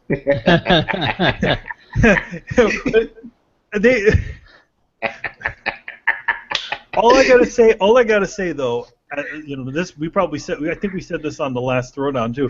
Scorpio is a pretty fucking awesome name for a console. Again, this is the theme of tonight's show, right? Things Damien will not hear. Xbox has better code names than fucking PlayStation does.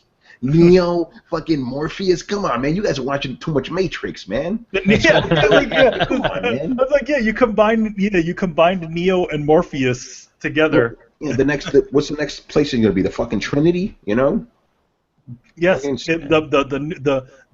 updated PlayStation with better even better hardware specs will be called the Trinity. It's gonna become, and then after that, no. It's gonna be called the Merovingian. The Merovingian. I'm the Merovingian. Oh man. I'll probably get the Scorpio eventually. whenever it comes out. I'm not. I wouldn't buy a slim Xbox One if the Scorpio is going to offer me everything and be more powerful. And yes, Damien, I will enjoy all 6 teraflops of power that will put out. Yes. Maybe they'll give me a protein folding program so I could fully take advantage of it. Oh, by the way, I'm gonna do this for Robzilla. He goes, anyone hyped for the NX?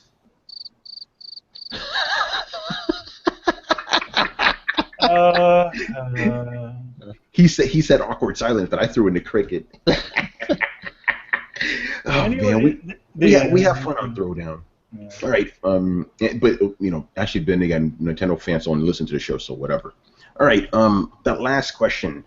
Is the narrative that Xbox has quote-unquote more exclusives officially a lame duck, seeing how Sony is delivering exclusives in droves in 2016, Street Fighter V, Uncharted 4, Last Guardian, etc.? No, because Xbox does have a lot of exclusives, dude. They do. Maybe this year they don't, but overall you got to take the entire thing. They have a lot of exclusives this generation, man. Yeah. So I still think that holds water for sure. Again, more positive shit about Xbox. Damien's not gonna hear. Yeah, they have a lot more exclusives. Scorpio sounds like a strip club near a trailer park. That's funny. Go to the Scorpio. Yeah. My name's Ronnie. I own the Scorpio. It's the greatest strip club you've never been to. Yeah, Brett, what do you say about this? I'm sorry, I got caught in the side conversation here. It is pretty interesting, man. I think that they had more exclusives last year. It depends on the metric that you're measuring it in. Like do they have more exclusives this year? It doesn't seem like it yet, but they haven't really shown their hand yet. So last year they totally dominated. It depends. So I don't think it's debunked. I think that people will frame it in a way that lends credence to their arguments. But I think no, Microsoft has a good amount of exclusives. Sony has been, and we've been saying this, and everybody keeps calling us fanboy for it. Like Sony has had their exclusives in development. The chickens are now coming home to roost. It is Sony is now reaping the crop that they have been sowing, and so if you look at it in just this small window, you're like, man, Sony is fucking killing it. Like, yeah, dude, because they've been developing forever. Like, it could just be that Microsoft is in the development heavy part of their cycle right now. So I don't think one is in a clear lead over the other one. I think that they definitely seem to have a theme for the kinds of exclusives that they're making, and maybe that's based on what they view as their target audiences. I couldn't tell you, but I wouldn't say in sheer number or even sheer quality that one is leading over the other one. Yeah, Dr. 12 Evil, he brings up a good point. He goes, Dead Rising, Ori, Sunset Rise, Alan Wake, Tomb Raider, none of them belong to Microsoft. But again, we are still talking about exclusives, not just like, you know what I mean? Like, we're not... Yeah, not first-party exclusives. Yeah, we're still talking about exclusives, Titanfall, yeah. Also, I'll say this, in the question he did mention The Last Guardian. I don't think The Last Guardian has a definitive date. I think people have been speculating it's coming out this year. Yeah. We don't know that for sure. So you can't add that. Yeah, and Last Guardian is gaming blue balls. It's been going on forever. So that's a leftover PS3 game. Yeah, dude. So when that finally happens, I won't believe it until I see it on a freaking Amazon. When Amazon says this is available now, or I see it on a store shelf, then I will believe it's launched. That's how long we've been waiting for that crap. But in the face of all this pessimism, like how great is this November going to be, though? Like I honestly feel like this year is going to probably be the November that, when we look back on this generation, we're like, 2016, holiday 2016, that was the good time. Okay, so is that like a joke? I'm not being an asshole either, because I'm thinking about it right now. What's actually coming out confirmed this year? We don't know a lot, but I know they're going to be bringing VR out by the end of the year, aren't they?